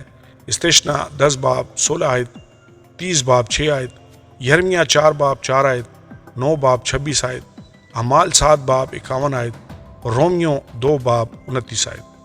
عملی اطلاق۔ اگرچہ پولس رسول بہت سے شعبوں کے لوگوں کے ساتھ مخاطب ہوتا ہے، لیکن آج پولس کی طرف سے ہمارے لیے بنیادی اور عملی اصول ہماری زندگی میں ہماری نجات اور پاکیزگی دونوں کے لیے مسیح کی ذات کا کافی ہونا ہے۔ انجیل کو جاننا اور سمجھنا ہمارے لیے انتہائی ضروری ہے تاکہ ہم شرعی کٹرپن اور بدعت کی پیچیدہ اشکال کے باعث گمراہی کا شکار نہ ہو جائیں۔ ہمیں ایسی کسی بھی طرح کی گمراہی سے محتاط رہنا چاہیے جو خداوند اور نجات دہندہ کی حیثیت سے مسیح کی مرکزیت کو ختم کرتی معلوم ہو۔ مسیح ہمیں اخلاقی طرز عمل کے مطلق یا حتمی معیار عطا کرتا ہے۔ مسیحیت کوئی مذہب نہیں، بلکہ یہ ایک خاندان اور طرز زندگی اور رشتہ ہے۔ نیک اعمال، علم نجوم، سحر انگیزی اور جنم پیری، علم کندلی خدا کے طریقہ کار پیش نہیں کرتے ہیں، کیونکہ زندگی کی راہ صرف یسوع ہے، اس کی مرضی اس کے کلام میں اس کے محبت بھرے خطوط میں ظاہر ہوتی ہے، جنہیں ہمیں لازمی طور پر جاننا چاہیے۔ آمین اور آمین۔ پہلا تسالونیکیوں کی کتاب۔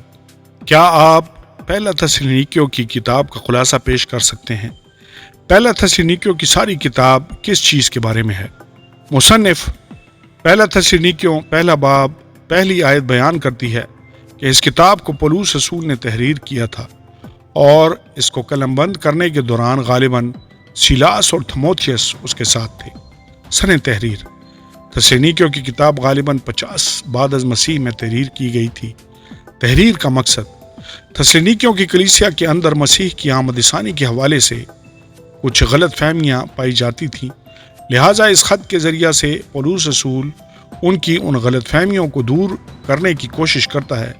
پولس اس خط کو ان لوگوں کے لیے رازبازی کی زندگی گزارنے کے ہدایت کے طور پر بھی لکھتا ہے۔ کلیدی آیات۔ پہلا تسالونیکیوں 3 باب 5 آیت۔ اس واسطے جب میں اور زیادہ برداشت نہ کر سکا تو تمہارے ایمان کا حال دریافت کرنے کو بھیجا، کہیں ایسا نہ ہوا ہو کہ آزمانے والے نے تمہیں آزمایا ہو اور ہماری محنت بے فائدہ گئی ہو۔ پہلا تسالونیکیوں 3 باب 7 آیت۔ اس لیے اے بھائیو، ہم نے اپنی ساری احتیاج اور مصیبت میں تمہارے ایمان کے سبب سے تمہارے بارے میں تسلی پائی۔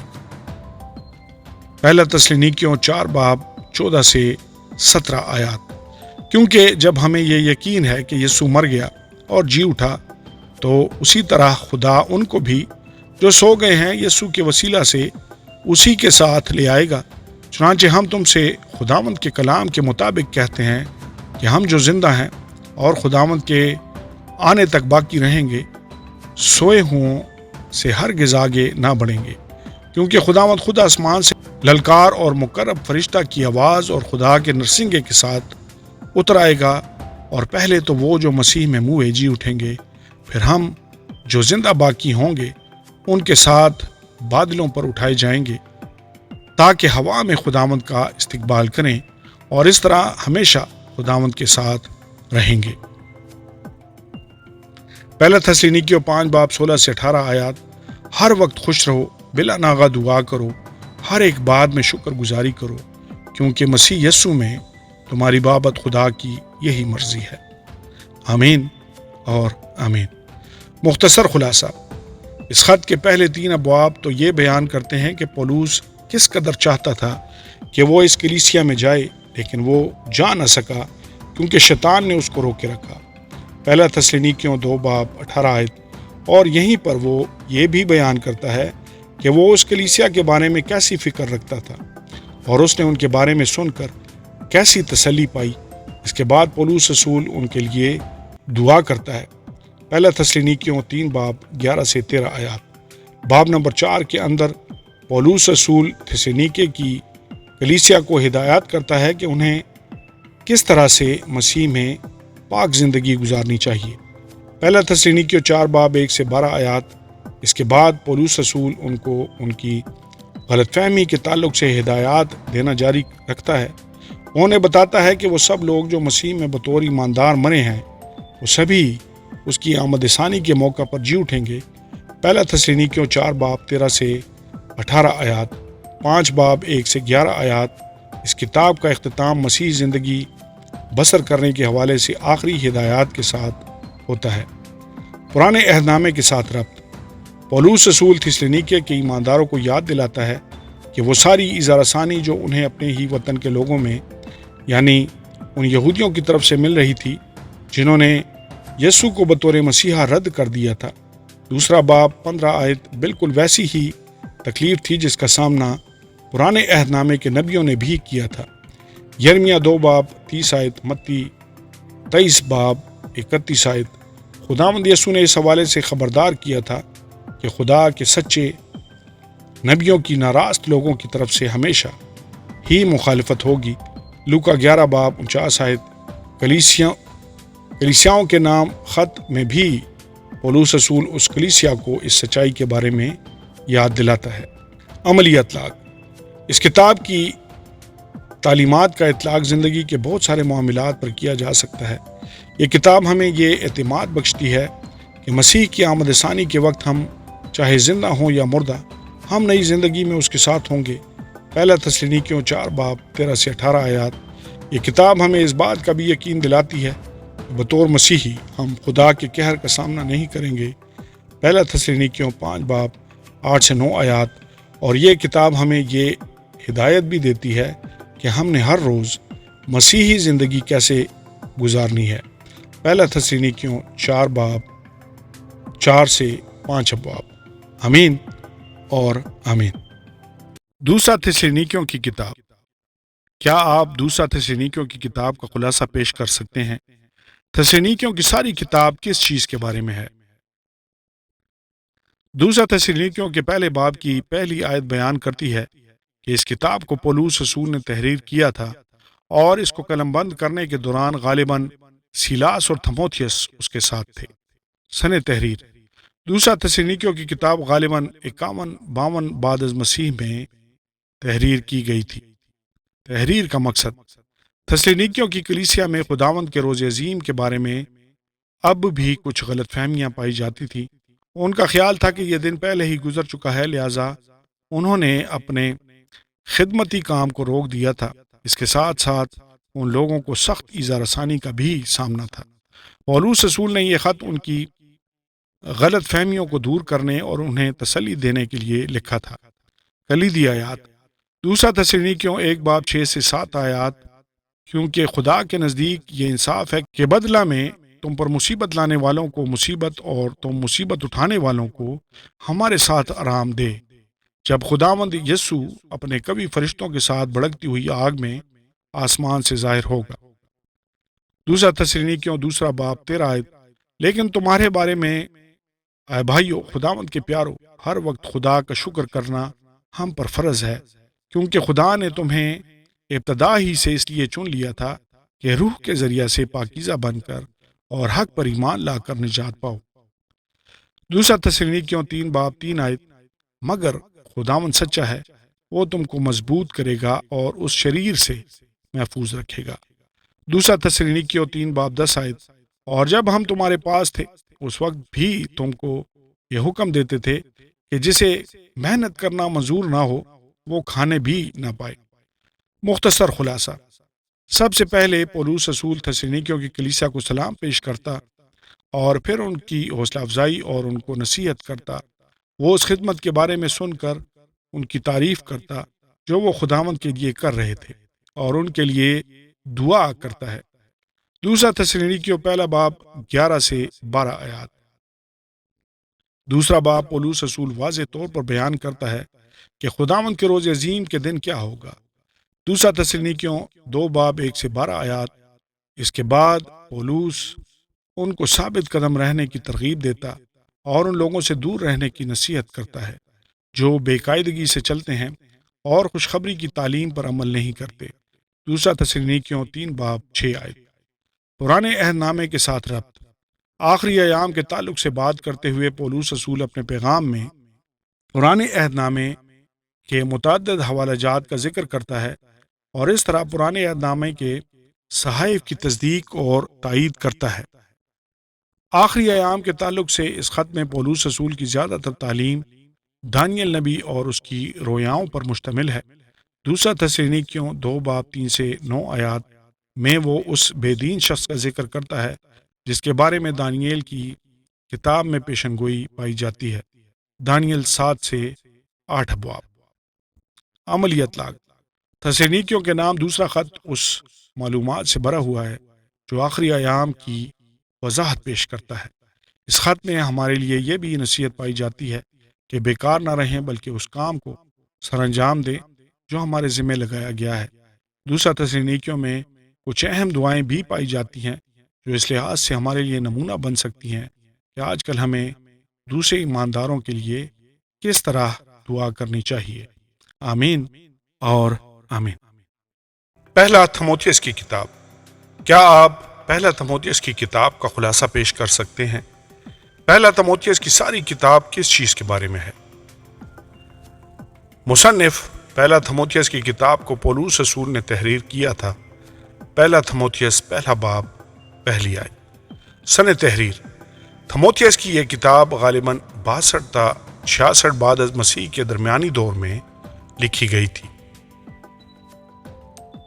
تحریر کا مقصد: پولوس رسول نے یہ کتاب ایک خط کی صورت میں تھموتھیس کے لیے لکھی تھی تاکہ وہ افسیوں کی کلیسیا اور ممکنہ طور پر آسیا کی دیگر کلیسیاؤں کی خبرداری، نگہبانی اور گلہبانی کرنے کی ذمہ داری کو سنبھالنے اور سر انجام دینے میں تھموتھیس کی حوصلہ افزائی کر سکے۔ پہلا تھموتھیس 1 باب 3 آیت۔ یہ خط بزرگوں کی مخصوصیت: پہلا تھموتھیس 3 باب 1 سے 17 آیات اور کلیسیا کی خدمت کرنے کے لیے دیگر لوگوں کو مخصوص کرنے کے لیے رہنمائی کی بنیاد پہلا تھموتھیس 3 باب 8 سے 13 آیات مہیا کرتا ہے۔ اگر دیکھا جائے تو اپنے جوہر کے لحاظ سے تھموتھیس کے نام پولوس رسول کا پہلا خط کلیسیائی تنظیم اور انتظامی امور کو سنبھالنے اور سر انجام دینے کے لیے قیادتی دستور العمل کی حیثیت رکھتا ہے۔ پہلا تھموتھیس میں سے کلیدی آیات: پہلی کلیدی آیت پہلا تھموتھیس 2 باب 5 آیت۔ کیونکہ خدا ایک ہے اور خدا اور انسان کے بیچ میں درمیانی بھی ایک، یعنی مسیح یسوع جو انسان ہے۔ پہلا تھموتھیس میں سے دوسری کلیدی آیت پہلا تھموتھیس 2 باب 12 آیت۔ اور میں اجازت نہیں دیتا کہ عورت سکھائے یا مرد پر حکم چلائے، بلکہ چپ چاپ رہے۔ تیسری کلیدی آیت پہلا تھموتھیس 3 باب 1 سے 3 آیات۔ یہ بات سچ ہے کہ جو شخص نگہبان کا عہدہ چاہتا ہے وہ اچھے کام کی خواہش کرتا ہے، بس نگہبان کو بے الزام ایک بیوی کا شوہر، پرہیزگار، متقی، شائستہ، مسافر پرور اور تعلیم دینے کے لائق ہونا چاہیے، نشہ میں غل مچانے والا یا مار پیٹ کرنے والا نہ ہو، بلکہ حلیم ہو، نہ تکراری، نہ زردوست۔ چوتھی کلیدی آیت پہلا تھموتھیس 4 باب 9 سے 10 آیات۔ یہ بات سچ ہے اور ہر طرح سے قبول کرنے کے لائق، کیونکہ ہم محنت اور جان فشانی اسی لیے کرتے ہیں کہ ہماری امید اس زندہ خدا پر لگی ہوئی ہے جو سب آدمیوں کا، خاص کر ایمانداروں کا منجی ہے۔ چھٹی کلیدی آیت پہلا تھموتھیس 6 باب 2 آیت۔ ایمان کی اچھی کشتی لڑ، اس ہمیشہ کی زندگی پر قبضہ کر لے جس کے لیے تو بلایا گیا تھا اور بہت سے گواہوں کے سامنے اچھا اقرار کیا تھا۔ آمین اور آمین۔ مختصر خلاصہ: یہ پولوس رسول کا پہلا خط ہے جو اس نے ایک نوجوان پاسبان تھموتھیس کو لکھا، جو پولوس رسول کا بہت اچھا مددگار رہا تھا۔ تھموتھیس ایک یونانی تھا، اس کی ماں ایک یہودی خاتون تھی، جبکہ اس کا باپ ایک یونانی تھا۔ پولوس رسول تھموتھیس کا استاد اور اس کا قائد تھا۔ پولوس اس کے لیے باپ کی سی شفقت رکھتا تھا، جبکہ تھموتھیس پولوس کے بیٹے کی مانند تھا۔ پہلا تھموتھیس پہلا باب 2 آیت۔ پولوس اپنے خط کے آغاز میں تھموتھیس پر زور دیتا ہے کہ وہ جھوٹے استادوں اور جھوٹی تعلیمات کے خلاف خبردار رہے اور کلیسیا کی نگہبانی کرے۔ بہرحال اس خط کا زیادہ تر حصہ پاسبان کی ذمہ داریوں سے متعلق رہنمائی کے بارے میں ہے۔ پولوس تھموتھیس کی رہنمائی کرتا ہے کہ وہ درست اور مناسب پرستش میں بڑھے۔ دوسرا باب اور کلیسیا کے اندر سے پرحکمت قیادت کو ترقی دے۔ تیسرا باب اس خط کا زیادہ تر حصہ پاسبان کی ذمہ داریوں اور رویے، جھوٹے استادوں کے ساتھ نپٹنے کے طریقوں، اکیلے لوگوں، بیواؤں، بزرگوں اور غلاموں کے ساتھ سلوک کے بارے میں ہے۔ اس سارے خط کے اندر پولوس رسول تھموتھیس کی حوصلہ افزائی کرتا ہے کہ وہ مضبوط ہو، ثابت قدم رہے اور اپنی بلاہٹ پر سچائی کے ساتھ قائم رہے۔ نئے عہد نامے کے ساتھ ربط: تھموتھیس کے نام پولوس رسول کے پہلے خط کا پرانے عہد نامے کے ساتھ ایک دلچسپ ربط یہ ہے کہ پولوس اس خط کے اندر کلیسیا کے بزرگوں کے دو چند عزت کے لائق ہونے کی بات کرتا ہے، اور یہ بھی کہتا ہے کہ جو دعویٰ کسی بزرگ کے برخلاف کیا جائے بغیر 2 یا 3 گواہوں کے اس کو نہ سنا جائے۔ پہلا تھموتھیس 5 باب 17 سے 19 آیات۔ استثنا 24 باب 15 आयत, 25 बाब 4 आयत और अहबार 19 बाब 13 आयत सभी हवाले मजदूर को उसकी मजदूरी पूरी और बरवक्त देने की ज़रूरत के बारे में बात करते हैं। मूसवी शरीयत इस बात का भी तकाजा करती है कि किसी शख्स को मोरद इल्ज़ाम ठहराने के लिए 2 या 3 गवाहों की गवाही पेश करने की भी ज़रूरत होती है। इस्तिस्ना 19 बाब 15 आयत। उस दौर की कलीसियाओं के अंदर यहूदियत से मसीहत में आने वाले लोग पुराने अहदनामे की इन बातों से बखूबी वाकिफ़ होंगे। अमली अतलाक। इस खत के अंदर पौलुस रसूल की तरफ से खुदावंद यीशु मसीह को इंसान और खुदा के दरमियान में दरमियानी के तौर पर पेश किया गया है। पहला थमोथियस 2 बाब 5 आयत, जो कि उन सब लोगों का निजात दहिंदा है जो उस पर ईमान रखते हैं। वो कलीसिया का सर और मालिक है, और थमोथियस जब कलीसिया की पासबानी करता है तो वो दरअसल कलीसिया के मालिक यीशु मसीह की खिदमत कर रहा है। बस हम यहाँ पर पौलुस रसूल के इस खत का अमली इतलाक देखते हैं जो उसने अपने रूहानी फर्जंद को लिखा था। पौलुस रसूल कलीसिया के बहुत सारे मामलात, कलीसिया के अकायद, कलीसिया की क़ियादत और कलीसिया के अमूर के हवाले से थमोथियस को मुख्तलिफ तरह की हिदायत देता है। हम उन सभी हदायत को अपने मकामी कलीसियाओं की क़ियादत के लिए भी इस्तेमाल कर सकते हैं। इसी तरह एक खादिम या पासबान का काम और उसकी खिदमत एक कलीसियाई बुजुर्ग की काबिलियत या ज़रूरी खसूसियात, कलीसिया के अंदर मावनीन की काबिलियत या ज़रूरी खसूसियात जिस कदर उस दौर में अहमियत की हामिल थी, बिल्कुल उसी तरह आज के दौर में भी बहुत ज़्यादा अहमियत की हामिल हैं।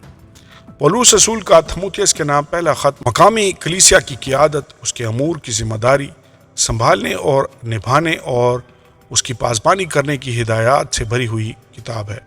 इन सभी हिदायत का इतलाक़ आज के दौर में भी किसी भी कायद या खसूसी तौर पर कलीसियाई कायद पर उतना ही होता है जितना कि ये पौलुस के दौर में होता था। और वो सभी लोग जिनकी ज़िंदगी में कलीसिया के अंदर क़ियादती बुलाहट नहीं है, उनके लिए भी ये किताब बहुत ही ज़्यादा अहम और अमली नोयत की हामिल है। मसीह के हर एक पैरोकार को ईमान के वास्ते जानफिशानी करनी चाहिए और झूठी तालीमात से बचना चाहिए। हर एक पैरोकार को अपने ईमान में मजबूती के साथ कायम और साबित कदम रहना चाहिए। आमीन और आमीन। दूसरा थमोथियस की किताब। क्या आप दूसरा थमोथियस की किताब का खुलासा पेश कर सकते हैं? दूसरा थमोथियस की सारी किताब किस चीज़ के बारे में है? मुसन्निफ दूसरा थमोथियस पहला बाब पहली आयत बयान करती है कि इस किताब का मुसन्निफ पौलुस रसूल है। सन तहरीर। दूसरा थमोथियस की किताब गालिबन 67 बाद अज़ मसीह में पौलुस रसूल की शहादत से थोड़ी देर पहले लिखी गई थी। तहरीर का मकसद, पौलुस रसूल रोम के अंदर कैद की हालत में अपने आप को बहुत ही तन्हा महसूस कर रहा था। उसे महसूस हो रहा था जैसे उसे सब ने छोड़ दिया है। उस वक्त पौलुस रसूल को यह एहसास भी हुआ कि उसकी ज़मीनी ज़िंदगी अपने इख्तिताम के करीब है। दूसरा थमोथियस की किताब दरअसल पौलुस रसूल के आखिरी अल्फाज पर मुश्तमिल है। अगरचे पौलुस रसूल की अपनी ज़िंदगी परेशानियों का शिकार थी, लेकिन उसने अपने हालात को पसे पुष्ट डाल दिया और उस ख़त के अंदर वो कलीसियाओं और ख़ास तौर पर थमोथियस के लिए अपनी फ़िक्र का इजहार करता है। पौलुस रसूल अपने आखिरी अल्फाज को थमोथियस और बाकी ईमानदारों की इस बात में हौसला अफजाई करने के लिए इस्तेमाल करता है कि वो अपने ईमान पर कायम रहें। दूसरा थमोथियस 3 बाब 14 आयत। और ये कि थमोथियस यीशु मसीह के कलाम की मनादी करे। दूसरा थमोथियस 4 बाब 2 आयत। दूसरा थमोथियस की किताब में से कलीदी आयत। पहली कलीदी आयत दूसरा थमोथियस पहला बाब 7 आयत। क्योंकि खुदा ने हमें दहशत की रूह नहीं बल्कि कुदरत और मोहब्बत और तरबियत की रूह दी है। दूसरा थमोथियस में से दूसरी कलीदी आयत 3 बाब 16 से 17 आयत। हर एक सहीफ़ा जो खुदा के इल्हाम से है, तालीम और इल्ज़ाम और इस्लाह और राजबाजी में तरबियत करने के लिए फ़ायदेमंद भी है, ताकि मर्द खुदा कामिल बने और हर एक नेक काम के लिए बिल्कुल तैयार हो जाए। तीसरी कलीदी आयत दूसरा थमोथियस 4 बाब 2 आयत कि तू कलाम की मनादी कर, वक्त और बेवक्त मुस्तैद रह, ہر طرح کے تحمل اور تعلیم کے ساتھ سمجھا دے اور ملامت اور نصیحت کر۔ چوتھی کلیدی آیت دوسرا تھموتھیوس 4 باب 7 سے 8 آیات۔ میں اچھی کشتی لڑ چکا، میں نے دوڑ کو ختم کر لیا، میں نے ایمان کو محفوظ رکھا۔ آئندہ کے لیے میرے واسطے راست بازی کا وہ تاج رکھا ہوا ہے جو عادل منصف یعنی خداوند مجھے اس دن دے گا، اور صرف مجھے ہی نہیں بلکہ ان سب کو بھی جو اس کے ظہور کے آرزومند ہوں۔ آمین اور آمین۔ مختصر خلاصہ، پولس رسول تھموتھیوس کی حوصلہ افزائی کرتا ہے کہ مسیح کی ذات کے لیے پرجوش رہے اور اپنے مسیحی عقائد پر مضبوطی سے قائم رہے۔ دوسرا تھموتھیوس پہلا باب 1 سے 2 اور 13 سے 14 آیات۔ پولس رسول تھموتھیوس کو یاد دلاتا ہے کہ وہ تمام غلط عقائد، غلط سرگرمیوں اور ہر ایک غیر اخلاقی چیز سے بچ کر رہے۔ دوسرا تھموتھیوس 2 باب 14 سے 26 آیات۔ آخر زمانہ میں مسیحی ایمان کے حوالے سے بہت زیادہ ایذا رسانی کے ساتھ ساتھ مسیحی ایمان سے برگشتگی بھی بڑھ جائے گی۔ دوسرا تھموتھیوس 3 باب 1 سے 17 آیات۔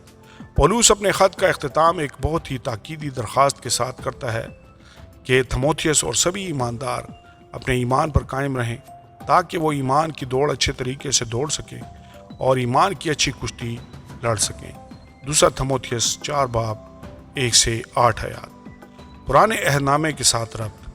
پولس رسول تھموتھیوس اور اس علاقے کے دیگر پاسبانوں کو جھوٹے استادوں کی تعلیم اور ریاکاری سے بچانے کے لیے اس قدر فکر مند تھا کہ اس نے اپنی بات کو سمجھانے کے لیے مصری جادوگروں کی کہانی کو بیان کیا جنہوں نے موسیٰ کا مقابلہ کیا تھا۔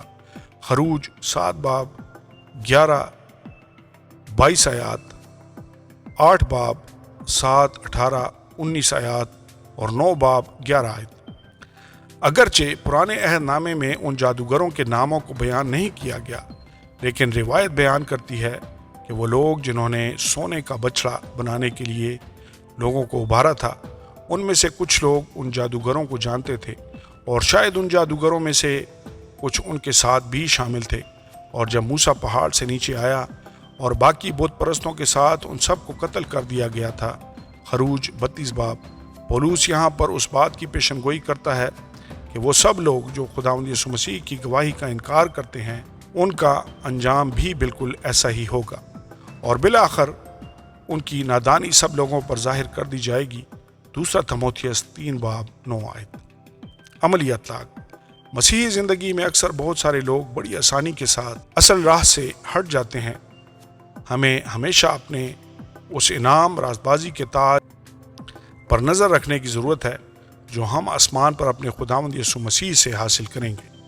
دوسرا تھموتھیوس 4 باب 8 ہے۔ ہمیں تمام طرح کی جھوٹی تعلیمات اور بے ایمانی کے اعمال سے حتی الامکان بچنے کی کوشش کرنی چاہیے۔ ایسا صرف اسی وقت ممکن ہو سکتا ہے جب خدا کا کلام ہماری مضبوط بنیاد ہو اور ہماری جڑیں اس کلام کے اندر پیوست ہوں۔ اس کے ساتھ ساتھ ہم بڑی مضبوطی کے ساتھ اس بات پر قائم رہیں کہ ہم کسی بھی غیر بائبلی چیز کو قبول نہ کریں۔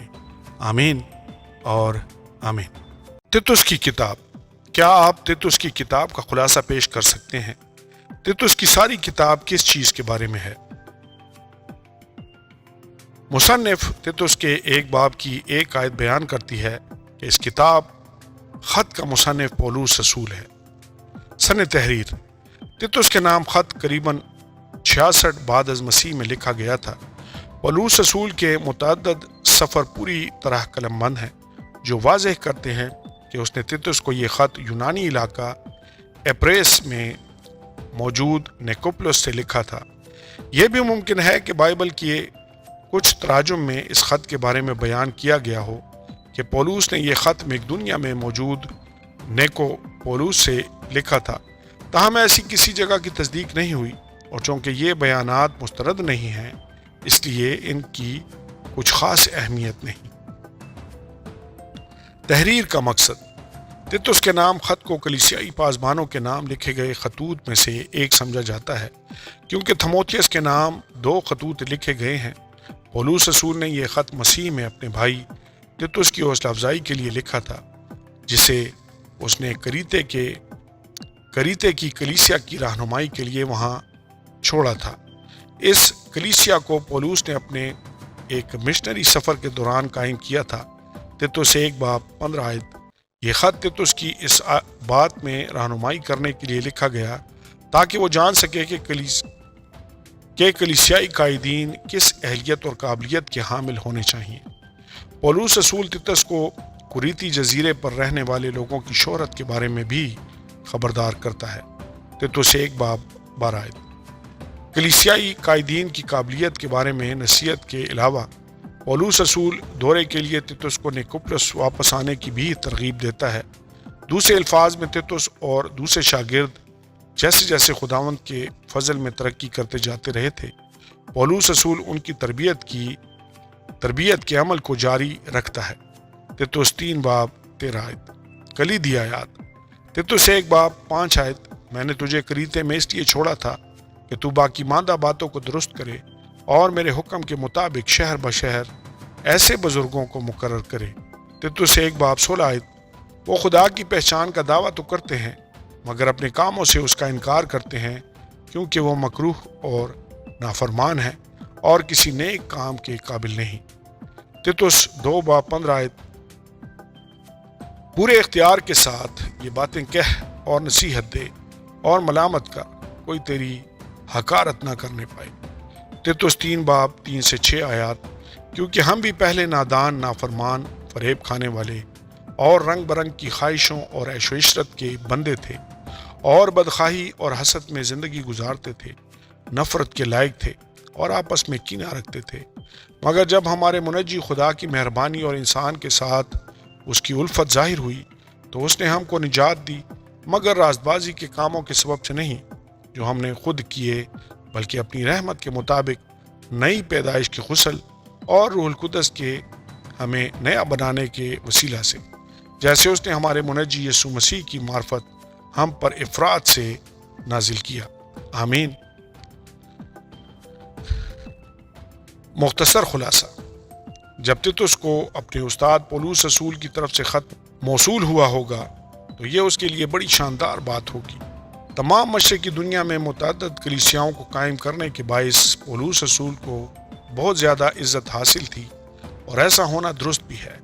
تیتوس نے پولوس رسول کی طرف سے اس مشہور تعارف کو اس طرح پڑھا ہوگا: ایمان کی شرکت کے روح سے سچے فرزند تیتوس کے نام فضل اور اطمینان خدا باپ اور ہمارے منجی مسیح یسوع کی طرف سے تجھے حاصل ہوتا رہے۔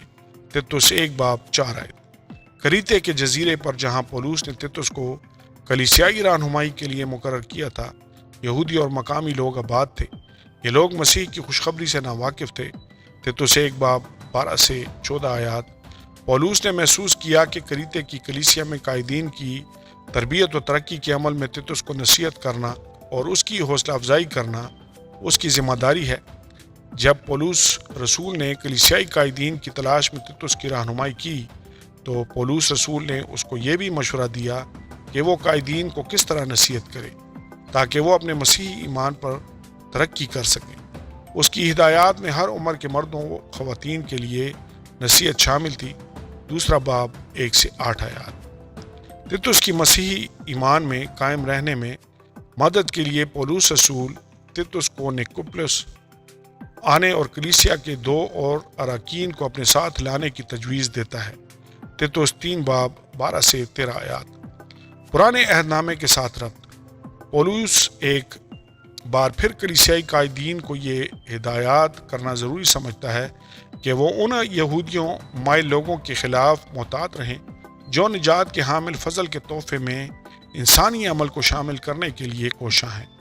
وہ ان سرکش دھوکہ بازوں اور خاص طور پر ان لوگوں کے خلاف خبردار کرتا ہے جو ختنہ کرانے کا دعویٰ کرتے اور موسوی شریعت کی روایات اور رسومات پر عمل پیرا ہونا اب بھی ضروری سمجھتے ہیں۔ تیتوس 1 باب 10-11 یہ ایک ایسا موضوع ہے جو تیتوس کے نام خط کے ساتھ ساتھ پولوس رسول کے تمام خطوط میں بار بار دہرایا جاتا ہے۔ پولوس رسول اس حد تک کہتا ہے کہ ان کے منہ بند کیے جانے چاہیے۔ عملی اطلاق: جب ہم خداوند کی مرضی کے مطابق زندگی بسر کرنے کے لیے بائبل کی ہدایات پر نظر کرتے ہیں تو اس سلسلے میں تیتوس کا خط ہماری خاص توجہ کا مستحق ہے۔ کیونکہ اس سے ہم سیکھ سکتے ہیں کہ ہمیں کن چیزوں سے بچنا چاہیے اور کن باتوں پر عمل کرنے کی کوشش کرنی چاہیے۔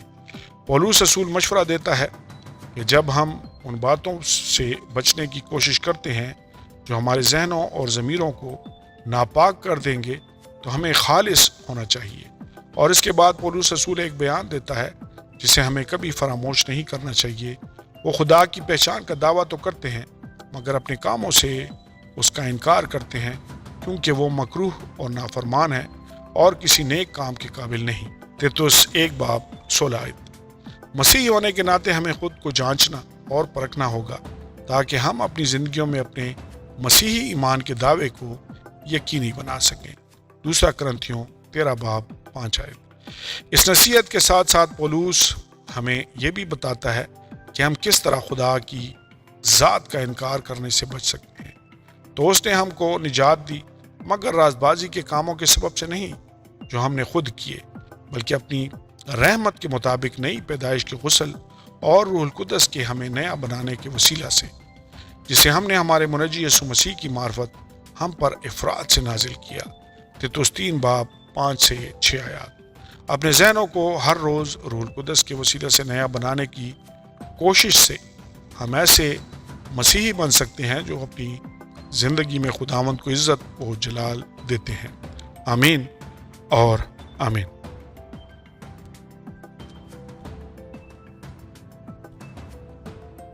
فلیمون کی کتاب۔ کیا آپ فلیمون کی کتاب کا خلاصہ پیش کر سکتے ہیں؟ فلیمون کی کتاب کس چیز کے بارے میں ہے؟ مصنف فلیمون کے خط کا مصنف پولس رسول ہے۔ فلیمون 1:1۔ سنِ تحریر فلیمون کا خط قریباً 60 بعد از مسیح میں قلم بند کیا گیا تھا۔ تحریر کا مقصد: فلیمون کے نام لکھا گیا خط پولس رسول کے تمام خطوط میں سے مختصر ترین خط ہے جو اس دور میں غلامی جیسے معاملے کے بارے میں بات کرتا ہے۔ خط سے معلوم ہوتا ہے کہ اس کی تحریر کے دوران پولس رسول قید میں تھا۔ فلیمون انیسمس نامی ایک غلام کا مالک تھا جو اپنے گھر میں ہی کلیسیا کی میزبانی کرتا تھا۔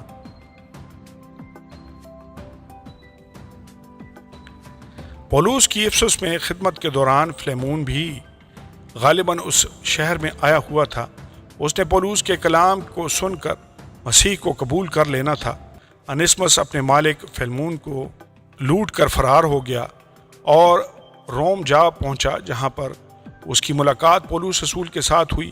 انیسمس قانونی لحاظ سے اب بھی فلیمون کا غلام تھا اور پولس انیسمس کی واپسی کو آسان بنانے کے لیے اس کے مالک فلیمون کے نام خط لکھتا ہے۔ پولس رسول کی گواہی کے باعث انیسمس اب مسیحی ہو چکا تھا۔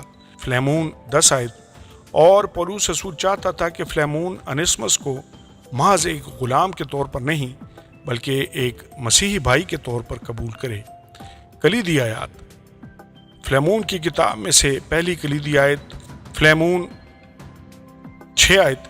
تاکہ تیرے ایمان کی شراکت تمہاری ہر خوبی کی پہچان میں مسیح کے واسطے مؤثر ہو۔ فلیمون کی کتاب میں سے دوسری کلیدی آیت اس کی 16ویں آیت مگر اب سے غلام کی طرح نہیں بلکہ غلام سے بہتر ہو کر یعنی ایسے بھائی کی طرح رہے جو جسم میں بھی اور خداوند میں بھی میرا نہایت عزیز ہو اور تیرا اس سے بھی کہیں زیادہ۔ تیسری کلیدی آیت فلیمون اس کی 18ویں آیت اور اگر اس نے تیرا کچھ نقصان کیا ہے یا اس پر تیرا کچھ آتا ہے تو اسے میرے نام لکھ لے۔ آمین اور آمین۔ مختصر خلاصہ: پولس رسول نے غلاموں کے مالکان کو متنبہ کیا ہے کہ ان کے غلاموں کی جانب ان کی خاص ذمہ داری ہے اور اس نے غلاموں کو بھی ایسے اخلاقی ذمہ داریوں کے حامل انسان ہونے کی تلقین کی جنہیں خدا سے ڈرنا چاہیے۔ اگرچہ فلیمون کے نام اس خط میں پولس رسول غلامی کے عمل کی مذمت نہیں کرتا ہے مگر وہ فلیمون کے سامنے انیسمس کو ایک غلام کی بجائے ایک مسیحی بھائی کے طور پر پیش کرتا ہے۔ جب ایک مالک کسی غلام کو بھائی کے طور پر دیکھتا ہے تو وہ غلام ایک خاص مرتبے پر سرفراز ہو جاتا ہے اور اس کے لیے قانونی لقب غلام ہے مانی ہو جاتا ہے۔ ابتدائی کلیسیا براہ راست غلامی پر حملہ نہیں کرتی لیکن اس نے مالک اور غلام کے درمیان ایک نئے تعلق کی بنیاد رکھی ہے۔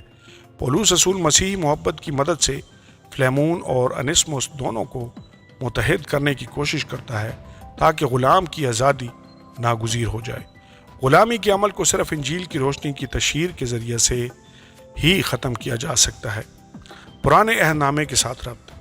نئے عہد نامے میں شاید کہیں بھی شریعت اور فضل کے مابین فرق کو اتنی خوبصورتی سے پیش نہیں کیا گیا جتنا کہ اس خط کے اندر۔ رومی قانون اور پرانے عہد نامے کی شریعت دونوں ہی فلیمون کو یہ اختیار دیتے تھے کہ وہ فرار ہونے والے غلام کو سزا دے، کیونکہ غلام اس وقت مالکوں کی ملکیت سمجھے جاتے تھے، مگر خداوند یسوع مسیح کے وسیلہ سے فضل کا عہد مالک اور غلام دونوں کو مسیح کے بدن میں مساوی بنیاد پر محبت بری رفاقت رکھنے کی اجازت دیتا ہے۔ عملی اطلاق۔ مالکان، سیاسی رہنما، کارپوریشن کے ایگزیکٹوز اور والدین مسیحی ملازمین، ساتھی کارکنوں اور ان کے اراکین کے ساتھ مسیح کے بدن کی رکن کی طرح سلوک کرنے کے وسیلہ سے پولس کی تعلیم پر عمل کر سکتے ہیں۔ جدید معاشرے میں موجود مسیحیوں کو چاہیے کہ وہ اپنے مددگاروں کو کامیابی کے زینوں کے طور پر نہ دیکھیں، بلکہ وہ انہیں مسیحی بھائیوں اور بہنوں کے طور پر دیکھیں جن کے ساتھ شفقت برا سلوک کیا جانا چاہیے۔ مزید برآں تمام مسیحی رہنماؤں کو یہ تسلیم کرنا چاہیے کہ خدا ان کے لیے کام کرنے والے افراد کے ساتھ ان کے سلوک کے بارے میں انہیں جواب دہ ٹھہراتا ہے، چاہے وہ ملازمین مسیحی ہیں یا نہیں۔ حقیقت میں بالآخر انہیں اپنے اعمال کے لیے خدا کے حضور جواب دینا ہوگا۔ کلسیوں 4 باب 1 آیت۔ آمین اور آمین۔